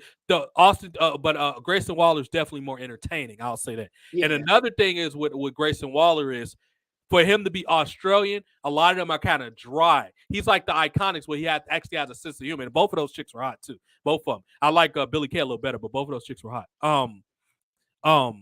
Because compare Grayson Waller to somebody like Drew McIntyre, who's a boring asshole. He's just a juiced up dude that Vince wanks to. He's boring as fuck. You can't understand a guy. Randy, you can't understand him. He's too fucking boring. you, He's not like William Regal, gonna have no charisma or nothing like that. To be honest with you, I like Grayson Waller more than Roman. I think Grayson Waller's more entertaining than Roman. Sure. What does Roman Reigns do? Okay, yeah, the bloodline story is the hottest. Roman Reigns' biggest thing is his presence. He looks like a star. Like if you just looking at him and his sound's not on, or even if you just looking at him, he got that belt and Paul Heyman's talking, he's a star. That's what the problem is when they start putting him in situations that he don't look strong in, like wrestling too long or put him in the ring with people that are wrestle circles around him. It's not a good idea, especially people that are wrestle circles around him that aren't professional and that's going to try to bury him. Or putting him on a mic against people like that can hope that, or put him on against like people who are like legendary on the mic. Like we all seen, like when they put him against like guys like Cena or The Rock, they kind of expose him on the mic. Right, that's true. Whereas you might have a point where a Waller can keep up with all those people. I would agree with you. I would tend to agree with you on that. Because what does Roman Reigns do? Like outside the bloodline stuff, he comes out like for what 5 minutes? Well, it takes that 10. Well, they doing what Paul Heyman luckily is writing the stuff for him, where it's to the point where he knows how to hide what Roman Reigns isn't good at. That's what the good even thing. Even with Paul Heyman's writing, I still find Waller more entertaining. He's definitely vastly. He's been the biggest draw in the last 3 years. That's not the top level people. Roman Reigns for this current roster is head and shoulders better. Oh, I'm not saying he's not a draw. I agree, but I'm just saying from an entertainment value. Of course not. He's not he's not a overly entertaining guy. Yeah, like when Roman Reigns comes out, he comes out, does the 5-10 minute walk, comes in the ring, and then he like just says acknowledge me. And then the biggest thing with Roman Reigns is his credibility. He has credibility and presence. They go, oh, that's the Rock cousin. And his biggest audience that a lot of people don't mention is insecure neckbeards that want to get in good shape. That's one. And hot women. Women love. I have a friend, XOXO, online. You might see her because I talk with her sometimes. She's in love. She's like 40-something. She's in love, but she don't look 40. She's in love with Roman Reigns. I'm talking about she loves this man. She's from Texas. She loves Roman Reigns. So you know it's a lot of women because he's got the nice looks, the long hair. Most of Roman Reigns fans are jocks and women. And some SJW, well, not really, but jocks and hot women. That's who his fans are. Yeah, well, I mean, that's pretty much every top guy because when you really think of it. Well, it depends on, not Rey Mysterio. Rey Mysterio mostly kids and stuff like that. Top guys that look like John Cena with physiques. Yeah, that's who the hot women and jocks. Well, I mean, like guys like Sean and Brett. A few jocks that's left. Well, I mean, guys like Sean and Brett too. They might not have the physique, but they had the looks and like the long hair, especially Sean. Sure. Especially Shawn Michaels, yeah, sure. Like I'll give that. Young Shawn Michaels, sure. Pretty much. He was a chick magnet. I'll give it to you. He was definitely a chick magnet. Like the John Stamos of wrestling, young John Stamos. Let's close out with last but not least. I'm just gonna briefly glance over Raw. I haven't even bothered talking about the last week, but it might be some kind of noteworthy tonight, for the simple fact they introduced that new belt, and then Bad Bunny was gonna be there, and Ray was on the card. So they probably did some type of big angle with Rey Mysterio. So let me just briefly go through this, and we're going to shut it down because I need to get up and walk around because my ass is hurting in this seat. I have a gamer chair, but it ain't the most comfortable game. I need to get a new one. Of course, Cody was on the card, and we skipping right past that. Of course, the Bloodline was on the card. We skipping right past that. I don't care about anything Sami Zayn's doing. Shelton Benjamin got a match. He went against they lost, though. Jesus Christ, just put the Hurt Business back together already. Did they have Triple H come out? I just want him to come back to his ain't no stopping. Jesus Christ. I just want to come back to that thing. When is WWE going to realize, and I agree with you, Shelton Benjamin thing, when is WWE going to realize that Damage Control don't do nothing but get people to switch the channel? Why do these girls get so much airtime? I will never for the life of me understand that. And that's why I'm boycotting Raw right now. That's why I haven't mentioned it in 3 or 4 weeks. Theory was in the U.S. title thing. Bro, y'all have to keep... Why was Cena not on Backlash? Now, I don't know if he had scheduling conflicts where he couldn't go to Puerto Rico. I hope that was the only reason. Well, you had Seth Rollins and Cody Rhodes in main event segments. And I'm pretty sure this Raw might do about 1.7 million, if that. If it's 2, the nerds clicked on the same video over and over and hyped the numbers up. 2 million people aren't watching this show. The last of the last core fan base, which is New Japan, AEW, Impact, and all of them together, which makes up 1.7 million, is watching Raw. Duma are the only the psychotic SJW anime nerds. They're the only people, and people that are holding on to the last bit of hope. They're the only people that's watching this bullshit. I guarantee you nobody else is watching it. I guarantee you, dummy, they're not watching it. Yeah. Yeah, because LA Knight's not on the show. But yeah, it was garbage. But this Puerto Rico spring break, and we checking that out because it actually looks decent. I ain't gonna be able to watch it live because I'll be at work, but we'll watch the highlights on here. We'll watch it live in live time as far as highlights, and we'll talk about it on the show. But in the meantime, I'm gonna get up out of here because I've been my ass hurting. I need to eat. 2.5 hours. Y'all got a super one. I ain't did a 2.5 episode in months. So y'all, this will be a good one for y'all. But it was a good conversation, so I let it kind of roll. Thank you for Omari being here as always. Victor, my big homie, Marissa, the whole crew, everybody that watched this. TJ the Prodigy on Twitter. Actually, well, no, that's me. On Twitter. It's TJ Time 1991 or TJ the Prodigy, either one. We doing all cool things. We did 2 cool gaming streamings. We doing cool and stuff. You like sports, you like action games. My Twitch channel is what you need. You can find me on Twitch, Prodigy Games #2. All my other stuff got taken down on the other one. They just got deleted because I haven't managed it in a while. But we know we play everything. All the cool Microsoft games, Bethesda games, everything cool. We play it. The shooting game, first person shooters, action. We do everything. So check that out. Prodigy Games 2 is the new game exclusive Twitch because I got locked out of my other one because for some reason my old phone don't get sent notification codes and you need that shit to get into the fucking app for whatever reason. So my podcast is the only thing that's going to the old Twitch at this point, which you might as well follow me on Twitter for that or YouTube. TJ the Prodigy on YouTube. That's TJDA Prodigy. But if you want all things Prodigy, just go to my Twitter, which is it's TJ Time is the handle, or TJ the Prodigy, TJDA Prodigy on Twitter. And bro, we the last of the Mohicans, man. We keep it. We know how to kick it. We keep it 100. Everybody else getting a check to tell lies, say wrestling's good. It isn't. You're not gonna get that lie from me. Wrestling's not good. I'm gonna keep coming up with solutions how they can fix it. But after a while, I'm gonna get tired of that too. So right now, I'm not tired of it yet, which is why I'm still doing it. WWE, in conclusion, y'all have to go back outside. And I know we've been kind of tackling and running around this topic. This was only meant to be a 45-minute episode. And it went on, but it was good input. Me and Omari had good input. Long as it's entertaining and people's coming in and out, so obviously they liked it. Long as it's entertaining, I will go longer, which I did. We almost went 2.5 hours. My podcast barely go over an hour and a half these days because it's no point to. I promise y'all we're going to get JoJo back on with MMA news probably tomorrow or whatever. I haven't had to. We've been having some schedule conflicts lately, but my goal is to get him back on this week. Promise. I'm gonna text him and we're gonna link something up because we're cool. Don't think it is no issues with me and JoJo. We just haven't had time to link because schedule conflicts. That's my brother. We always gonna be cool. But and check his stuff out, Mr. B 1986, Cope's Corner. Every Friday they got their MMA stuff. Go check them out. They're my brothers forever. That's the big homies. East Coast, Midwest. We homies. Jason, when he's back, we'll get him. Man, him's allegedly going to Summerslam. That we discussed it. Nothing been concrete. We'll see what happened. I haven't talked to Jason in about 6 weeks. Hopefully he's good. He might have some stuff going on with his kids. That's why Jason West haven't been on here. The man of many faces, Sebastian Jenkins. But yeah, it's CJ Time 1991 as always, man. Thank y'all. We only doing like one video a week because a lot of stuff not worth talking about. All my TV shows out of season. I can't get reviews on that. Y'all have fun with me on Twitter just tweeting shit. That's where y'all will find me at. Like I said, excuse me, it's TJ Time 1991 on Twitter. It ain't shit to talk about other than that. All the good TV shows either out of season or the stuff that's on now, I'm not watching. I just got around to watching Snowfall. I literally, in the first 2 seasons was bad, which is why I didn't watch it. It picked up on season 3, so I'm gonna watch a little bit of Snowfall before I go to bed. But it ain't a whole lot of shit to talk about. So come hang out with me on Twitch, play games with me, and we talk about real life issues. That's what we do. Once again, it's TJ Time 1991. Everything, my Twitch, YouTube, is all on my Twitter. So thank y'all for the constant growing. The haters gonna hate. We gonna keep going. We the last of the Mohicans, like I said, dude. We keep it 100, and I'll talk to y'all soon, man. Spring break can actually look decent. WWE, take y'all ass outside of the arena. Stop doing all these goddamn everything being wrestling is a theater sport. It does not need to be locked inside of arena. Nobody thinks wrestling is real. Stop taking this shit so seriously. I'll talk to y'all soon. God bless y'all families.